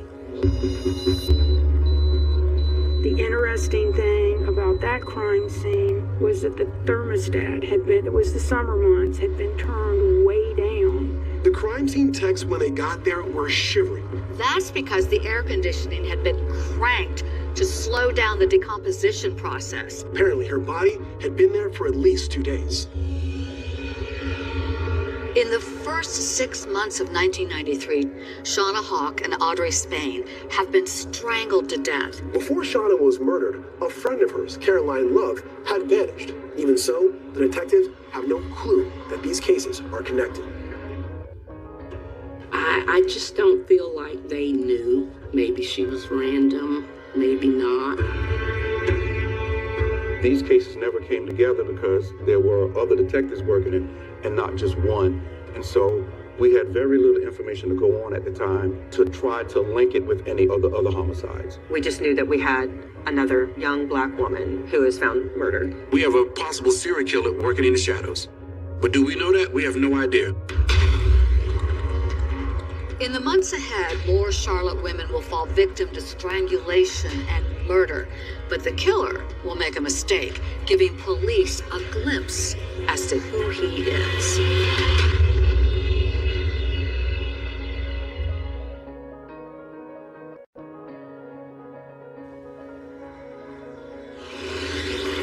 '93 is the year of living dangerously in Charlotte. Caroline Love, Shauna Hawk, Audrey Spain. Peak murder rates, and somebody is killing young black women. It was earlier this afternoon when a family friend found the body of the woman. It was September of '93. We were called out to a home where a woman's body had been found.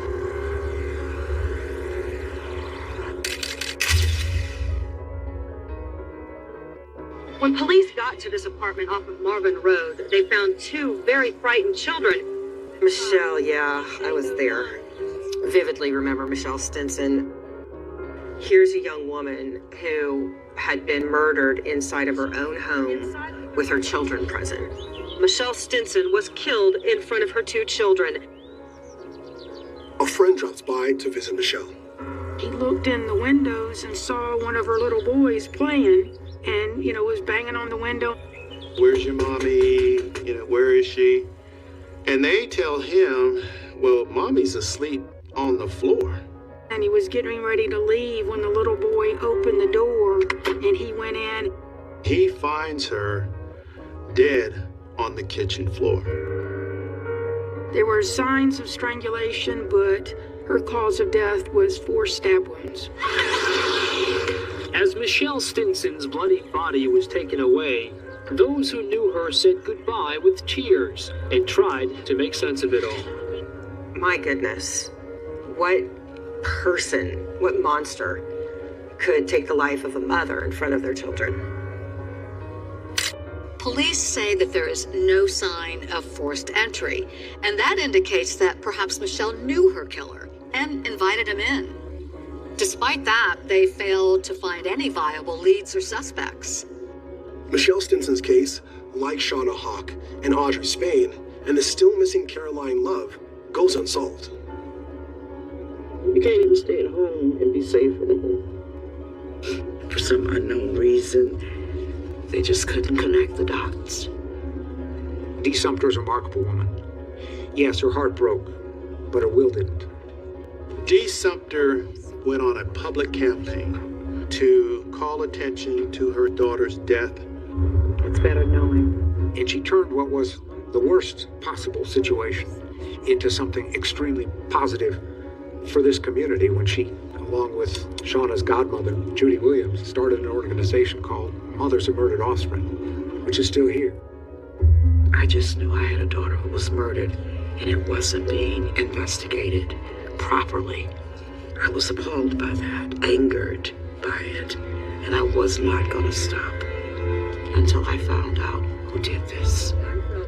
They felt that the police department or the city didn't care enough because they were young black women. Dee Sumter, whose daughter Shauna was on that list of victims, still wondered what if some of the faces were white instead. Every time another youngster was murdered, there was Dee calling the press, going after the police, saying, "What are you going to do to help us?" She was turning up the heat on the police. They particularly attacked the police each and every day about what we were doing and what we were not doing, because they thought that we should be doing more, and we were telling them that we couldn't do any more than what we had. We were overworked and we were understaffed, but we were doing the best that we could. Dear killer, I am the mother of Shauna Denise Hawk. She wrote a letter to the editor calling out the person who took her daughter's life. Something in me said he's got to have some type of a heart. Might be a dark heart, but it's a heart. Please, please, please, come forward and turn yourself into the authorities so justice can be served and so you can get the help you need and so forgiveness can be given. For without this, you are eternally doomed. Can I have a moment, please? Dee Sumner's letter appears in the Charlotte Observer, and in the same day's paper, a brief article. A woman in Charlotte found dead in her apartment. Here we go again, another victim. In the mornings when Vanessa Mack had to go to work, her babysitter would come here to her house to pick up her 4-month-old daughter. A young lady by the name of Vanessa Little Mack was murdered in her home. I said, Vanessa, I said, get up, you know, like that. And then she didn't move and she didn't say anything, so I turned the bedroom light on. I said, oh God. Vanessa Mack was killed in February of 1994, almost to the day that Shauna Hawk had been killed a year earlier. Blood was on her face, and a towel was around her neck. Her baby daughter, just yards away, was okay. Police believe the infant was in the home when her mother was killed. Vanessa Mack was a hospital worker, just an honest, hardworking young lady doing the best that she can to provide for her family. I don't know why they would have did it, because she was a good girl. She didn't bother nobody. Vanessa Little Mack's cause of death was once again ligature strangulation. There is a link to previous killings, but police don't seem to notice it at the time. Vanessa Mack had a sister who worked at Taco Bell. So again, the correlation of another person working with somebody at a Taco Bell. We started looking for financial card records and discovered that a bank card was missing from the scene. They got her banking history and found that her teller card had been used unsuccessfully. In her final moments, Vanessa Mack tricks her killer, giving him the wrong PIN to her ATM card. She had made it up. It wasn't the correct password, so that's why he couldn't get into her account. She still fought back. She didn't give him everything he wanted. There's security cameras on the ATM. So we looked at the security camera footage and we could possibly say that it was a male of dark skin complexion. But it wasn't a great picture. There wasn't a lot to go on. The only thing you could see in the photograph was his ear. And we did see a earring in the figure of a cross at that time. A hoop cross earring. Only thing the photograph showed. But that killer wearing a gold cross earring is about to make another mistake, revealing his identity.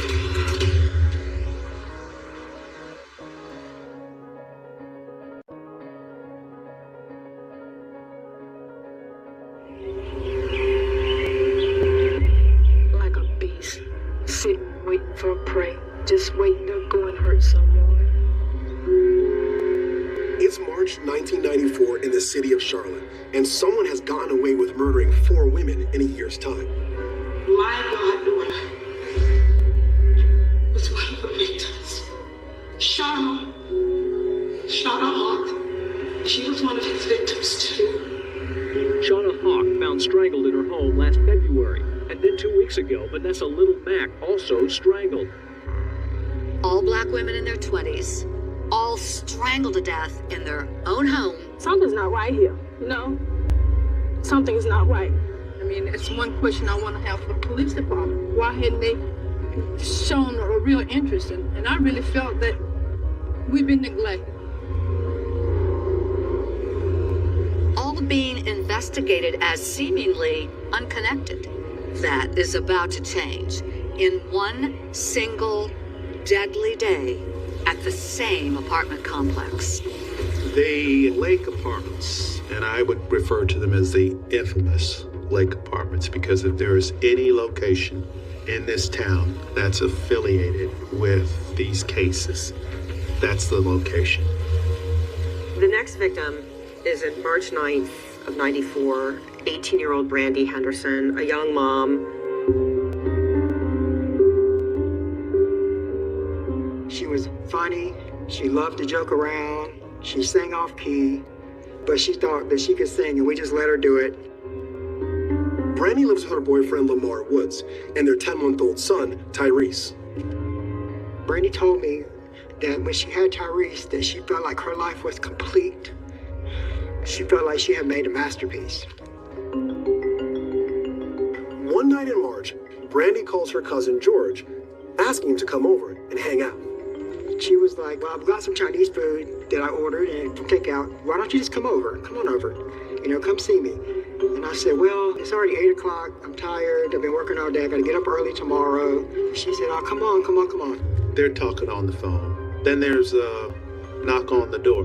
The phone call was interrupted, and she said someone was at the door. And I heard her in the background saying, just make sure you lock the door behind you. I didn't worry about who was there because she said lock the door behind you, so she trusted him.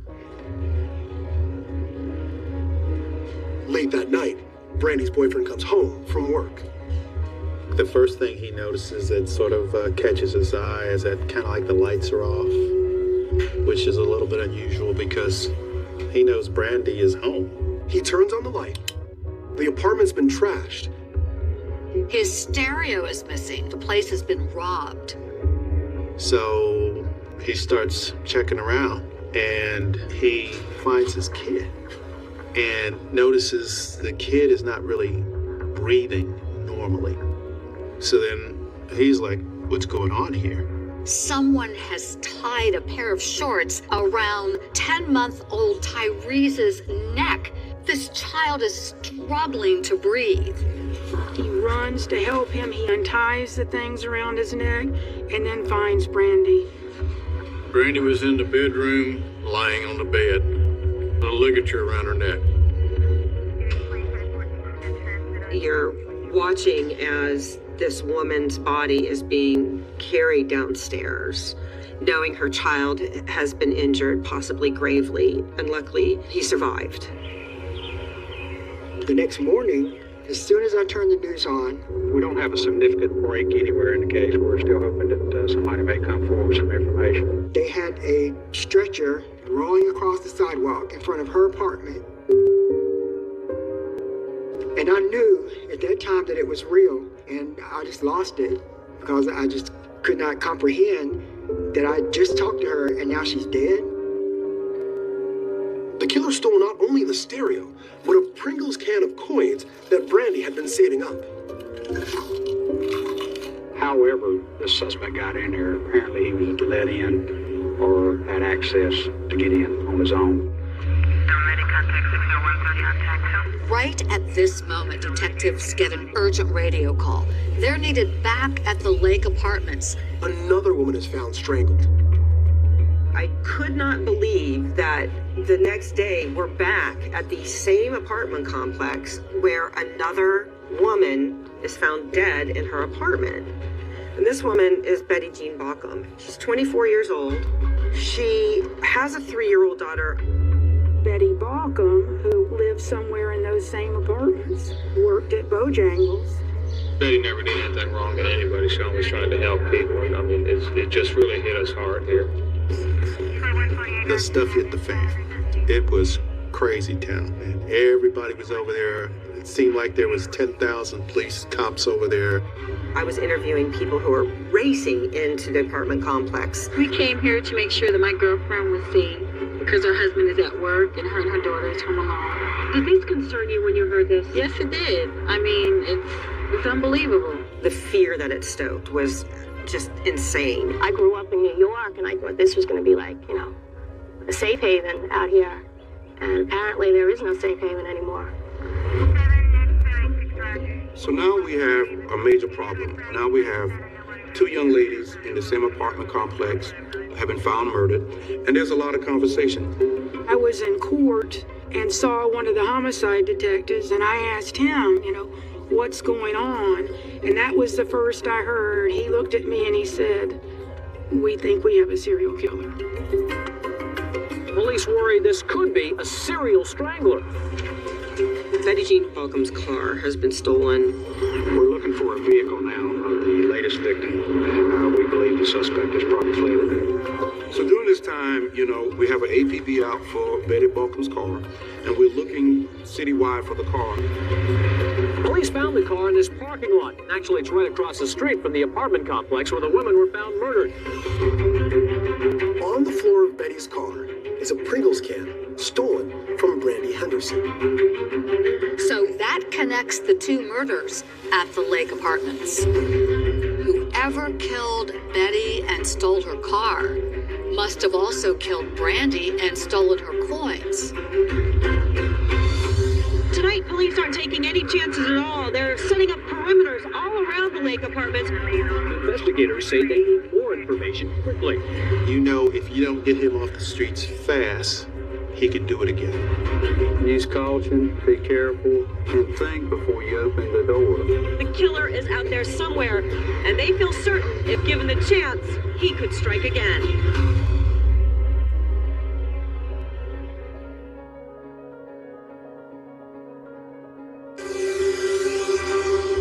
Tonight of a serial killer in Charlotte, North Carolina. It's the shock of recognition that comes when a community realizes there's been a killer in its midst.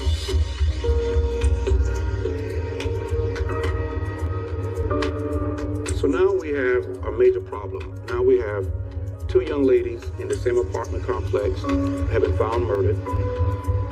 The media has now been involved. Be careful letting them into your house. If there's some doubt at all, you feel nervous with the person that may be coming to your door, don't hesitate, call 911. Everybody's in uproar, everybody in a panic. The city was on edge, just fear all over the whole city. It was scary. It was scary. I can remember calling some friends that I know on that side of town and say, hey, be careful. Investigators say they need more information quickly. Young women were murdered in the same apartment complex, and their killer is still out there somewhere. Minutes before Brandy Henderson was murdered at the Lake Apartments, she had been on the phone with her cousin George Burrell. She said, hold on. Somebody's at the door. And I heard her in the background saying, just make sure you lock the door behind you.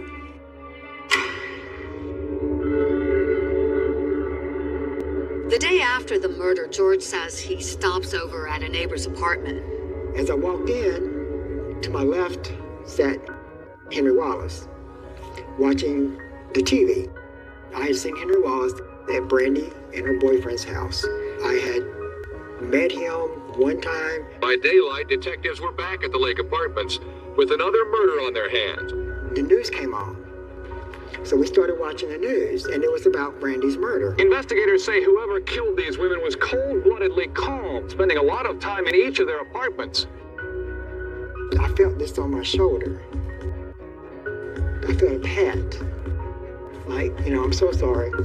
And he was looking at the TV, watching Gurney go across the sidewalk with her body, and his eyes just glowed. He was just glowing, like amazed, like he was excited. And I could just see that in his eyes, like he was just fixed on the TV. Brandy Henderson's 10-month-old baby was also attacked and left for dead. And he's like, I'm so sorry. What happened to your cousin? And Henry said, she was always there with her baby by herself. When somebody come in, she would say, lock the door behind them. I had that flashback to when I was speaking to her, and she said, just make sure you lock the door behind you. And I knew at that moment that it was him. I said, oh my word, he killed her. George says he immediately told a police officer about his suspicion, but he says the officer blew him off. By then, they knew that they had a serial killer on their hands, and they needed to find him quickly, but they didn't find him quickly enough. As they're processing all of this with Betty Jean and Brandy Henderson being murdered at the Lakes Apartments, one more person is found murdered about a mile away, and her name is Deborah Ann Slaughter. She loved to laugh. She had a very contagious laugh. She also had a beautiful voice, She and I both grew up singing in church together.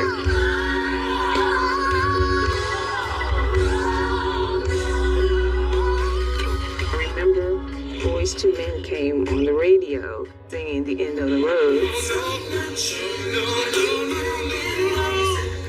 I just remember us going, to the end of the road, and I can't let go.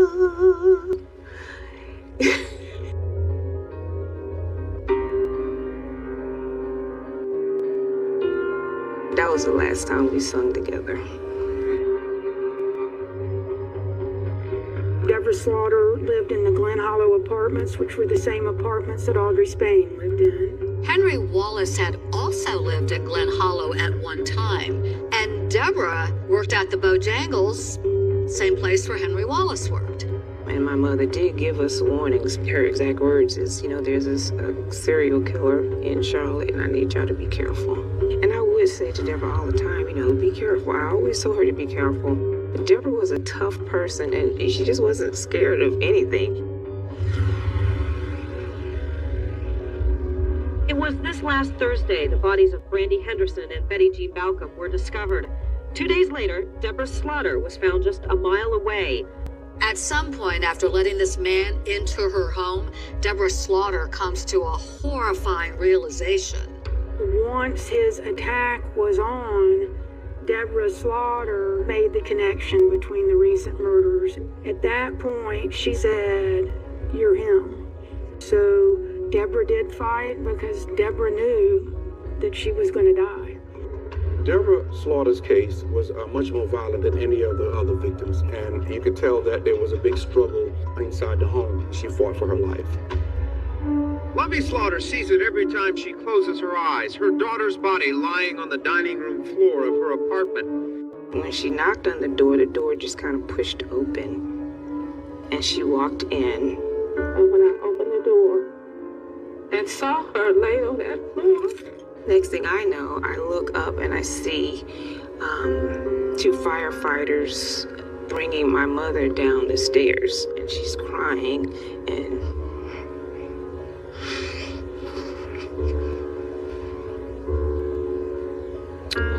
the first thing she said is, "Deborah's gone."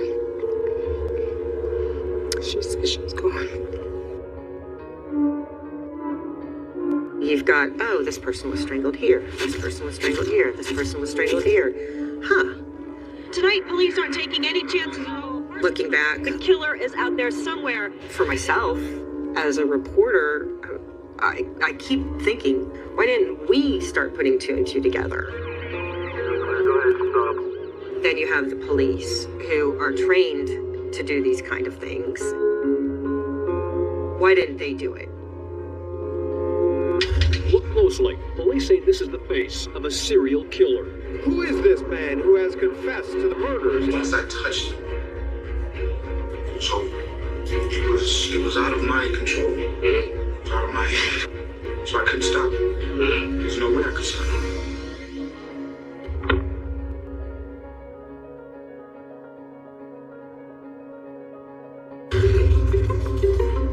We have a possible serial killer working in the shadows. And somebody is killing young black women. All black women in their 20s, all strangled to death in their own home. There's some kind of a bold demon here. One like never before. He's hiding in plain sight, and he's doing it very cleverly. He fools everybody. He portrayed himself as the big brother, as the good friend. and I remember him telling me, "It's gonna be okay, she's gonna come back." He hugged me. He knew he had killed her. So he kind of walked into their life knowing that at some point he's going to take their lives. I didn't want to, but something or somebody was taking over my body. He writes a name, then a second name, then a third name, but he keeps going. He was talking about killing women like you're in some sort of boring book club. The general tone in Charlotte was, why didn't you guys figure this out earlier? saying that they didn't prioritize these murders because the victims were black women. You guys blew it. How could you miss this?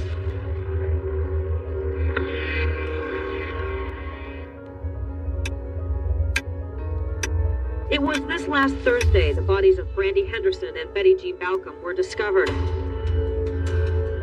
2 days later, Deborah Slaughter was found just a mile away. Investigators have now contacted the FBI trying to set up a profile of the killer. Use caution, be careful, and think before you open the door. We don't have a significant break anywhere in the case. We're still hoping that somebody may come forward with some information. Charlotte police are desperate to find this killer. They do get something to work with from Brandy Henderson's boyfriend, Lamar. We asked him who would Brandy allow into the home without any problem. And he said Henry Wallace. Once the detective on Brandy Henderson's case got the names of who she would have let into the apartment, he went to see if any of them had any criminal history.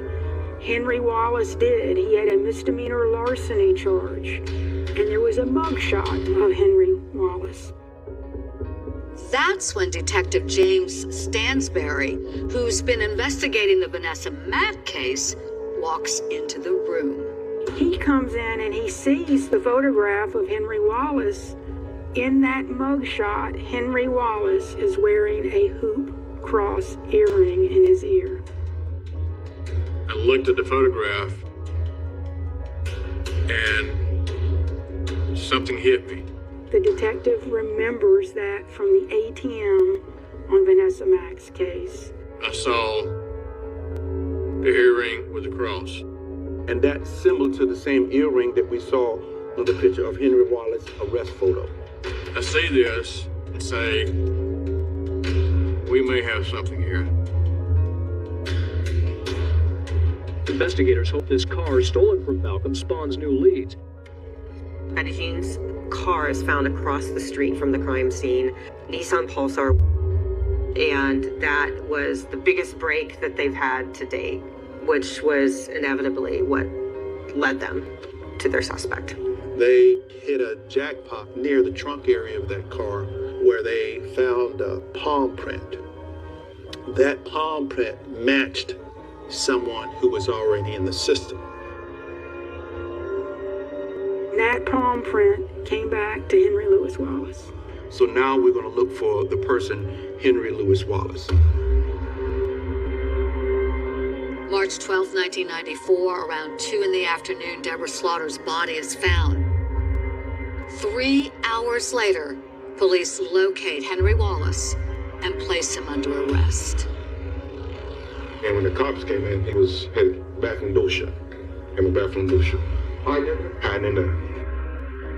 Initially, he is not giving up the goods. The police sent in literally teams of detectives trying to get him to talk.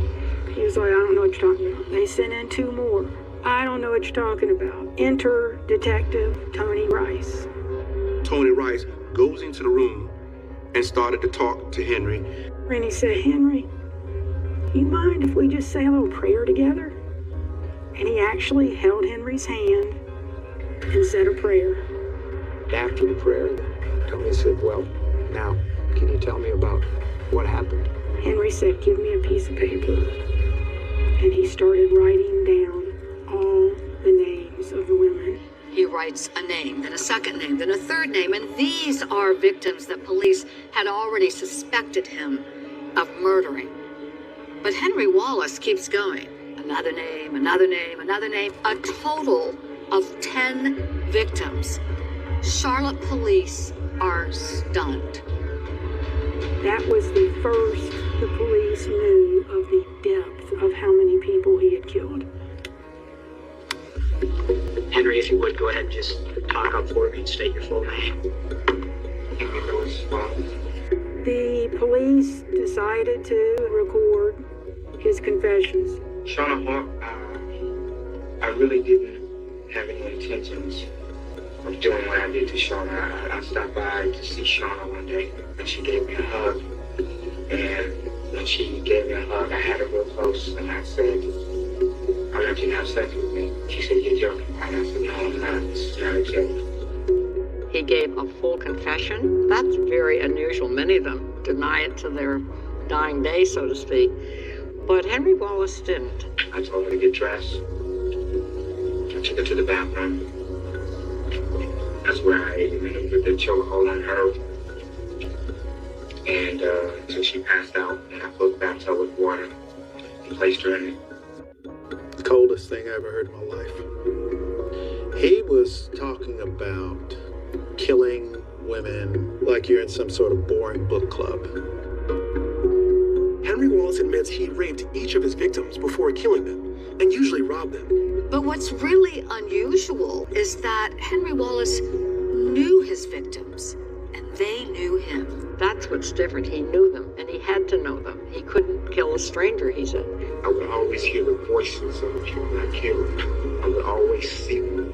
I would always see a shadow of them. I would always hear their voices. I would always hear the laughter from them.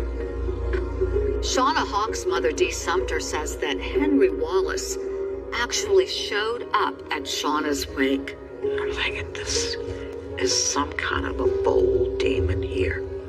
One like never before.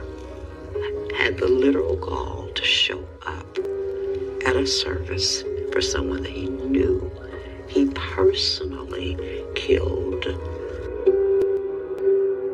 The thing that makes my blood run cold and just send shock shivers up and down my spine is the fact that I saw him after Shauna was murdered, and he expressed his condolences, and he hugged me, told me how sorry he was. And he knew he had killed her. I wanted to tell her so bad.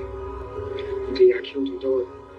But I was so scared. I was so scared that I couldn't do it. I mean, to be hugged by your child's murderer, showing up and sending his sympathies, that is some cold, calculated stuff going on right there.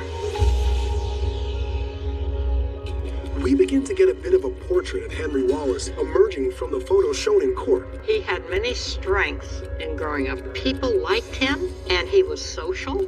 Henry was a great person, very nice guy, got along well with everyone. Yearbook photos and schoolmates who spent time with him. But he also had some obviously very lethal problems. He would have had every opportunity in the world with any of us. He could have easily gotten any of us, but he didn't.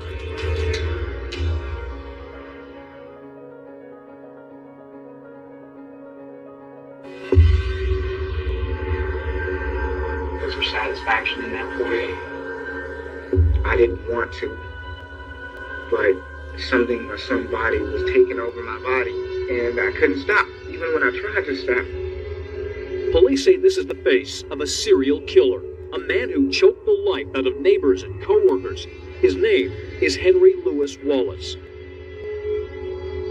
Henry Wallace was born and raised in Barnwell, South Carolina, a small town about 3 hours south of Charlotte. Before he became a serial killer, Henry Wallace was a fast food manager who had served in the Navy, had been married, and then divorced. The news of his arrest shocked his hometown.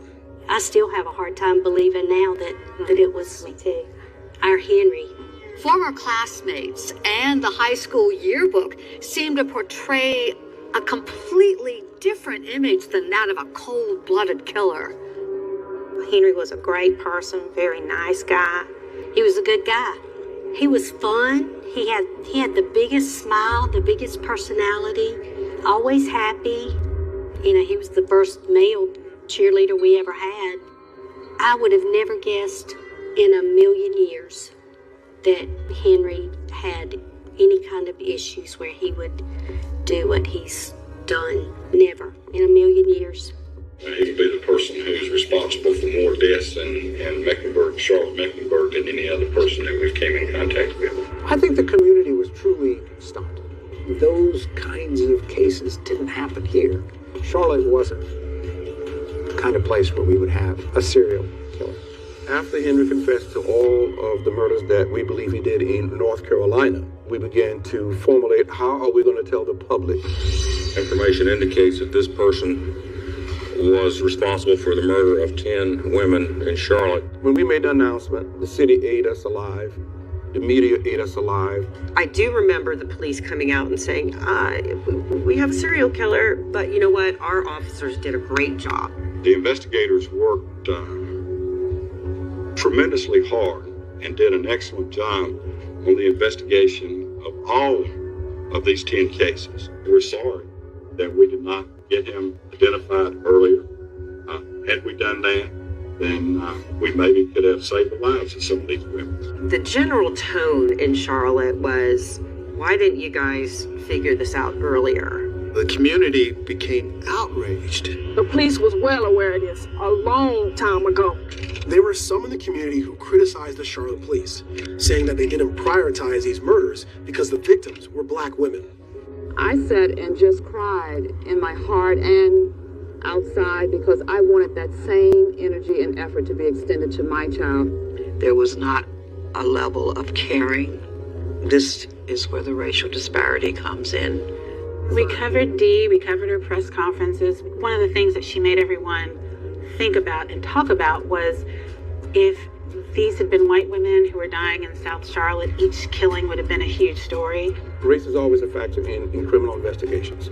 Until America sees that it is not a factor or we have to mention it, do an interview, race is always going to be a factor. All these cases were professionally and competently handled. There was nothing given short shrift. One of the other stunning aspects of this case was how well Henry Wallace knew most of his victims. And it seems that fast food restaurants are the common thread that bind Wallace to most of his alleged victims. Everything was right here all along. It's been right here. And they've done everything except look right here. Obvious connections. There's that word again, connecting the dots. In my humble opinion, blatantly ignored. It was like, you guys blew it. How could you miss this? It's not that we missed this, it's just that we were overwhelmed with the cases. During that 2-year period that he was killing people, there were approximately 300 people murdered. All of those cases were on desks of 6 homicide detectives in the 90s. We didn't have the technology. We definitely didn't have the manpower, and we definitely didn't have the resources. When Henry Wallace confessed to police, he listed names of people that investigators didn't even know had been murdered. Well, there is one name in particular on that list that I am certain wasn't on their radar at all, and that is Valencia Jumper. Investigators say Valencia Jumper died in her third-floor apartment. They say this also appears to be the unit where the fire started. Valencia Jumper came to Charlotte. She was a student at Johnson C. Smith University. Henry Wallace knew Valencia's sister. That was their connection. She was found in a house that had caught fire. That didn't fit any patterns before or after. It was ruled that maybe she was out drinking with her friends and had too much to drink, put a pot of beans on the stove to eat, and the fire engulfed the apartment. Investigators say they suspect Valencia Jumper was sleeping when the fire in her third-floor apartment broke out. They say a pot left on her stove started the fire. I went into the kitchen and I opened a can of pork and beans or something, and I put it in a pot, put it on the stove, and I turned the stove on high.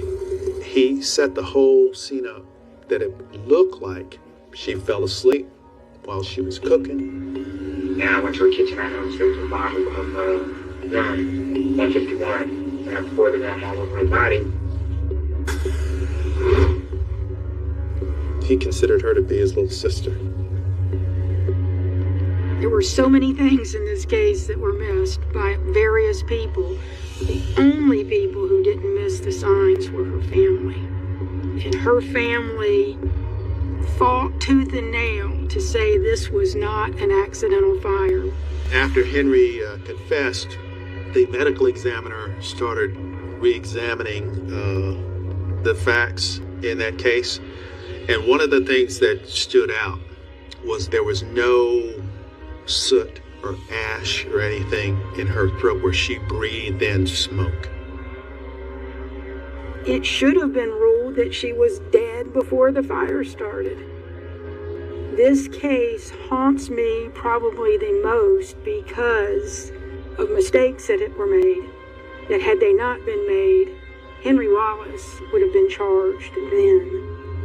And she was victim number 5. We wouldn't have had 5 more. Henry Wallace's confession leaves veteran law enforcement shocked and almost caught off guard. But the next thing he does is remarkable. He takes the police on a field trip.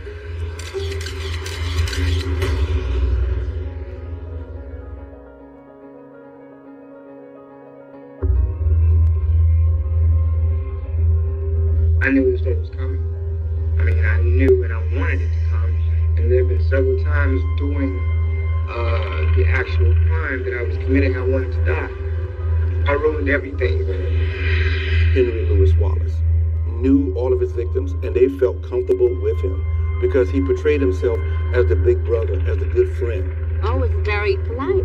It's the only male neighbor that I would even let in when my boyfriend wasn't at home. I mean, he was a friend. I trusted him. Henry was like the perfect human predator. So he kind of walked into their life knowing that at some point he's going to take their lives. You never realized what Henry was all about. And by the time you did, it was too late. If you would go ahead and start with the first name that you put on your list there. Carolyn Love, is it? Caroline Love. Where did you meet Carolyn? Caroline, I met her through my girlfriend's wedding. And so we go to the board and we're looking for certain names, and Carolina Love name is not on the homicide board. So why is this name on the list?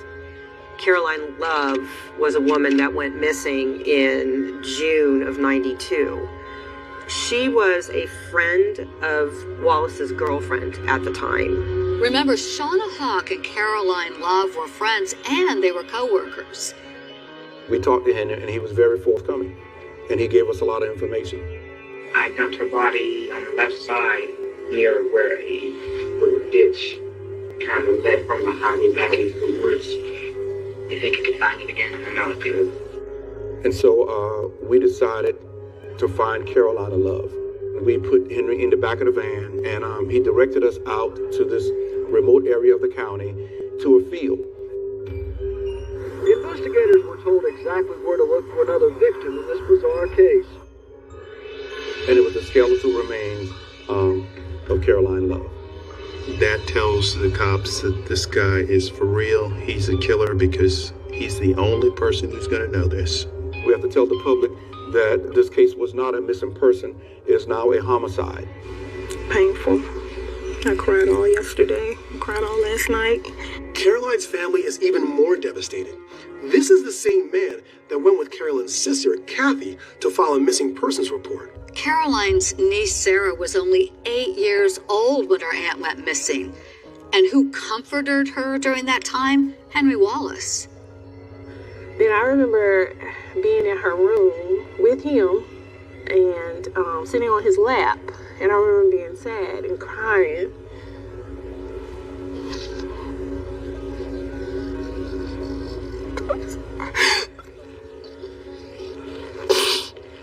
And I remember him telling me, it's gonna be okay, she's gonna come back. The same day that Henry is consoling Sarah, the police arrive to speak with Caroline's family. They have no idea the killer is in their midst, listening to every word. And in talking to him, he remembered us talking to Caroline Love's family about her having an orange jumpsuit from Bojangles.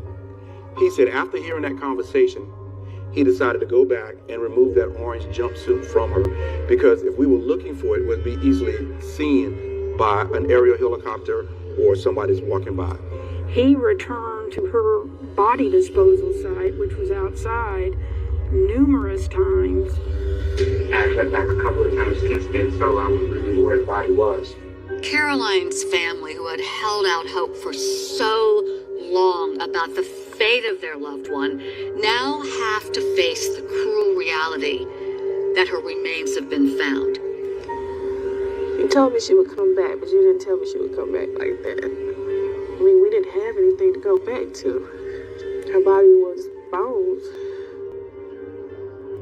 Back in the interrogation room, detectives ask one final question. Is there anything else you can remember? As in, anybody else that you can think of in Charlotte or anywhere else that anything like this has ever happened to you before? You lived in South Carolina with your mom. Anything there that you remember? One person. Tell us about her. Her name was Tashanda Bethea. They called her Shan. Henry Wallace confesses to police that he killed 18-year-old Tashanda Bethea in 1990 in his hometown of Barnwell, South Carolina. It's believed that Tashanda was his first victim. She left home about 5 o'clock on the 19th, and they reported her missing on the 20th because she didn't return home. She was walking one day. I picked her up, and I told her that we were going out to get some pot. And I pulled off to the side of the road into the living area. Tashanda's body was found 2 weeks later by people fishing in a local pond. The autopsy results show that she was strangled. A few days later, Henry Wallace is brought in for questioning. He was a very strong suspect, but we had nothing on him. He covered his alibis good. There was a question about her death, but I did not. After literally getting away with murder, Henry Wallace moves to North Carolina, where he would kill again and again and again. It's absolutely devastating. You're sitting there thinking the worst, hoping for the best. And that's exactly what these relatives were doing. And unfortunately, it was not a good ending. Henry Wallace, dubbed by some in the media as the Taco Bell Strangler, confesses to killing 11 women. But the question remains, why? Two of the FBI's most respected mind hunters want to know what's inside Henry Wallace's mind. He had some obviously very lethal problems. They sit him down for interviews and put it all on videotape. It was out of my control.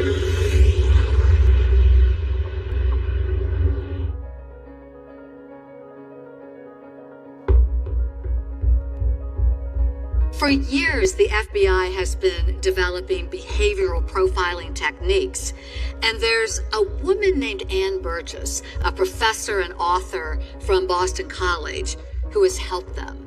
Until we understand what's going on in the mind of the criminal, we're going to have more and more victims. She was one of the few women in the FBI at the time doing that work, and I thought it was time to get her story out there. So after a little bit of convincing, she agreed to write this book, A Killer by Design. Wallace is featured in the book because he was a really interesting case. Henry Wallace was, not that we would call him atypical, but certainly very different from some of the others. People liked him, and he was social. Burgess was tapped by Henry Wallace's defense team to do an analysis on his mind. The jury was to decide whether he deserved death or whether he deserved life. They just asked us to do a background and present what we thought. She and retired FBI agent Robert Ressler visited Wallace inside the jail and conducted interviews. All of it was put on videotape. The footage was provided exclusively to ABC News 2020. Henry Wallace was quite open in what he talked about. He had many strengths in growing up, but he also had some obviously very lethal problems. Do you understand any of this any better since you had a chance to kind of reflect on it? Within the shell, there are two people. One person being a chameleon. He will adapt to anything, any environment, any situation. And he's a very well respected, very well liked person. He almost lures the women in for the other person. So he had good Henry and bad Henry.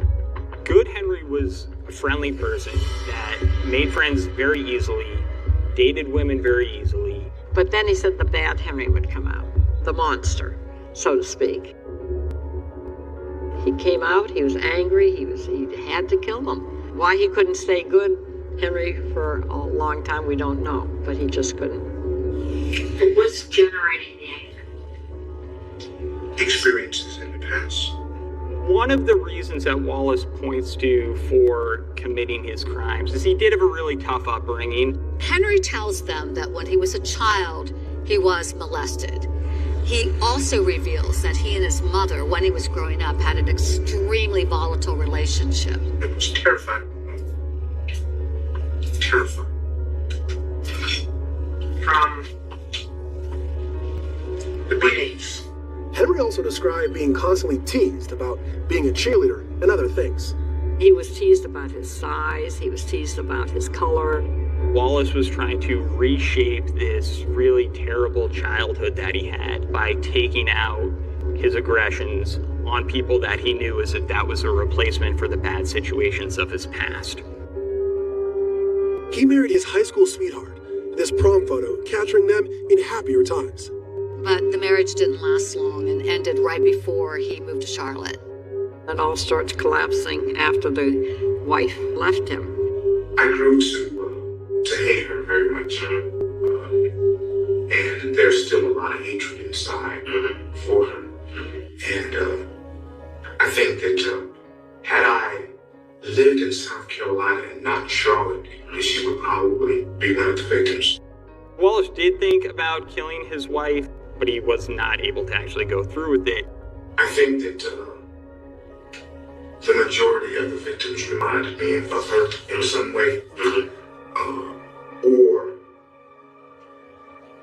when the murder and rape was taking place, who I was seeing was her and not the victim. After his marriage dissolved and Henry had to move back in with his mother. That really kind of was the straw that broke it all down. And that's when he started into his murderous behavior. My mom was very violent, and I think more than other than a mate in these women, I was looking for a mother as well, or traits of my mother. And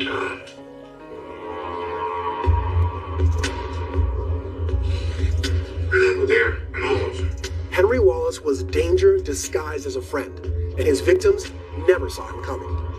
They felt comfortable with him because he portrayed himself as the big brother, as the good friend. I think that was one of his motivations in a lot of these killings, was they were women he liked who didn't like him that way.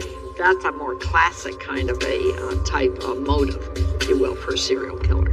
One of the biggest questions for Burgess and Ressler was, how did Henry Wallace evade police for so long? The only time that the police were concerned when the two murders occurred on the same day. That's when Markham and Hendersonville. Same day. Yeah. That's when all of a sudden they started seeing connections and things that had happened 20 months ago. You've got to do the victimology first, because they would have realized that they knew each other in some capacity, and that would have been a way to then zero in on Henry. Burgess testified for the defense, and she told the jury that Wallace, while he was committing these murders, was in an alternate mental state. I did feel that he was not in total control of his thoughts, that he was being controlled, if you will, by the obsession. Henry Wallace was convicted of the rape and murder of 9 women. I think we all knew what the verdict was going to be. Guilty. So the real question was, does he live? Does he die? The jury recommended that. And again, I don't think anyone was terribly surprised. It's such a sad case. It's not like you celebrate. I just want people to not forget, what happened to these girls in Charlotte, North Carolina. We don't want people to go around and hear the name Henry Wallace and not know who he is, because, he was a black serial killer that killed a lot of black women. I want the world to know what happened and that these girls' lives mattered. Finally, there's justice. But there's one more victim of Henry Wallace's rampage. The sole survivor is now all grown up.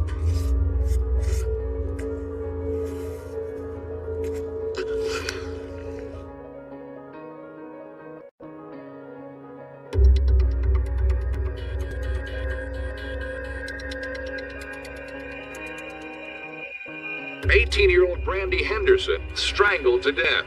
Brandy Henderson's 10-month-old baby was also attacked and left for dead. Henry said he got mad and said, "You gotta do something with this baby. You gotta shut this baby up," because Tyrese was sitting right there beside her. He was pulling on his mom, on Brandy. So he took a pair of shorts and tied around his neck until he got quiet. I think about Brandy's child often. How do you go on with your life? How does any loved one go on with their life when something this horrible happens? The picture that we took of him at the hospital, it's like I still see that picture in my mind every day. After he got out of the hospital, his father took him to Chicago. And when Tyrese was 5, his father passed away. I'm still here. If it wasn't me reading these stories, I would have thought that I had died. So I'm like, reading this, well, I know this baby died. I know this. He survived? Are you freaking serious? He's well, he has a family, he's married, he's doing something with his show. You know those Pop Rock candies? That's like him. That's exactly what I can describe him as.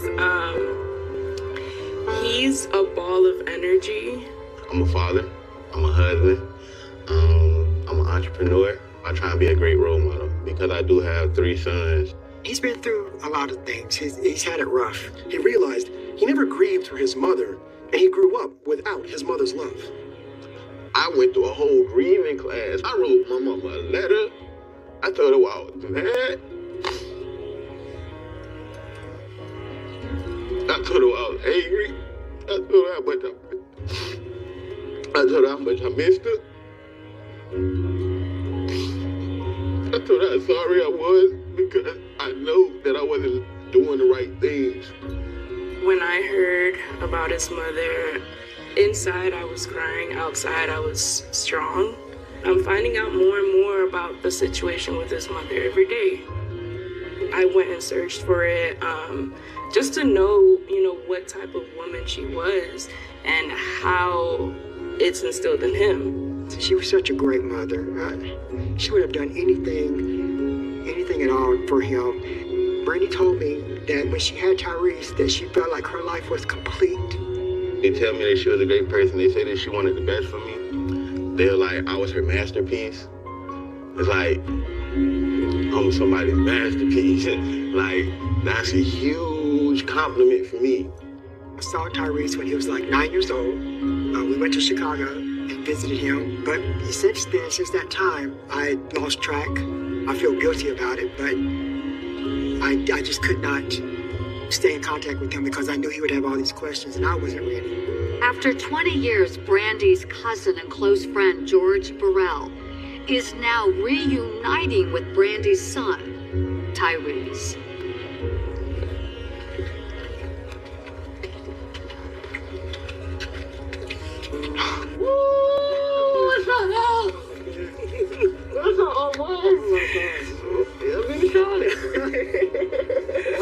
Wow.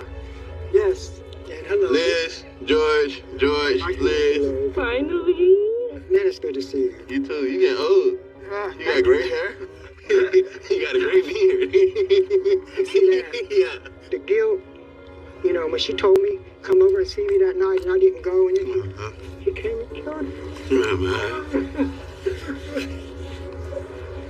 Hey, look, as Brandy's son, listen, check me out. That's her son, my boy. You're not responsible for anything that happened to us. I also remember her life isn't the only life. There was also other victims and there's other family members who feel the same pain. You heal, but you still got them scars. Look at my neck, dog. I remember that. Looking at you through the hospital door. I'm shaking. Wow. That's how close. Look at that. That's how close you came to not being here. Oh my word. Wow. Your lips are still red from being strangled. Yeah, and that was the main part. I'm like, that's why I say I'm the only survivor. Like, that's a survivor. Yeah. That little baby right there, like. And that's you now. Yeah, that's me now. Still with the tears and all, bro. At trial, Henry Wallace was found guilty of the assault on Tyrese. And he's like, why didn't I die? Truthfully, I wanted to die for a long time.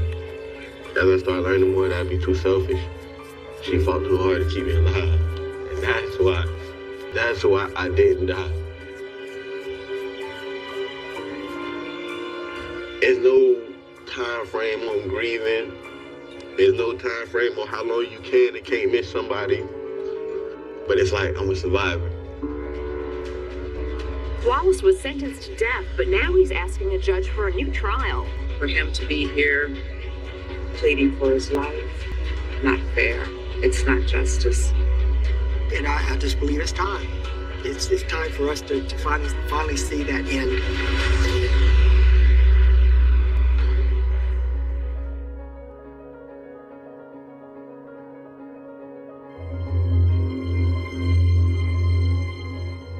It's 25 years this year that he was sentenced to death, and I'm ready for him to be executed.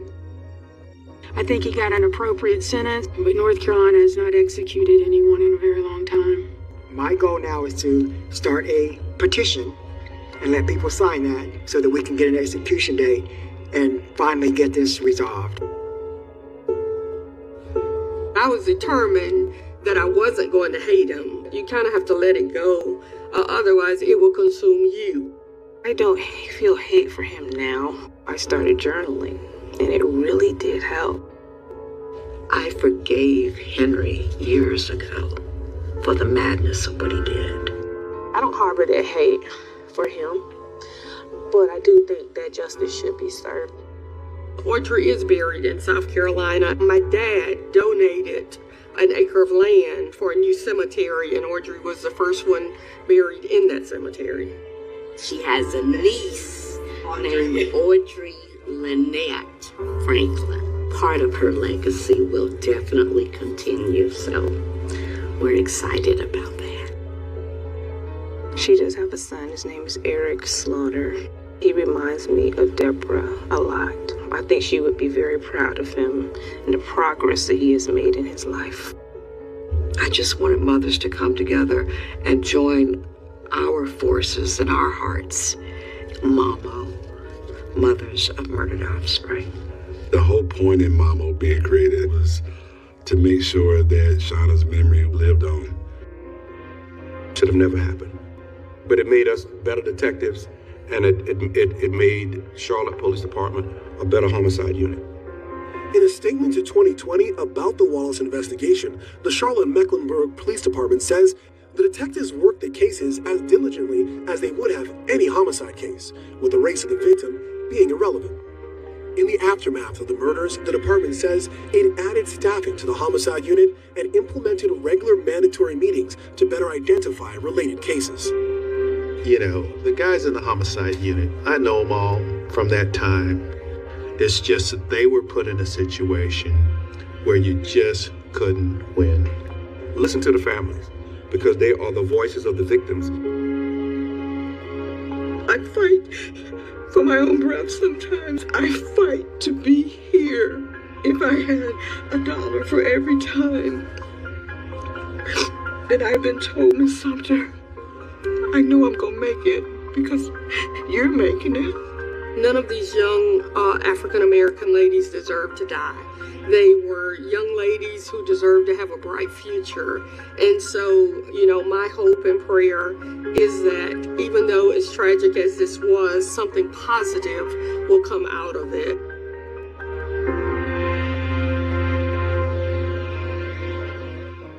One more point on this tonight. Henry Wallace is appealing his 9 death sentences. And we should also note, David, that he declined to be interviewed by 2020. That is our program for tonight. I'm Amy Robach. And I'm David Muir from all of us here at 2020 and ABC News.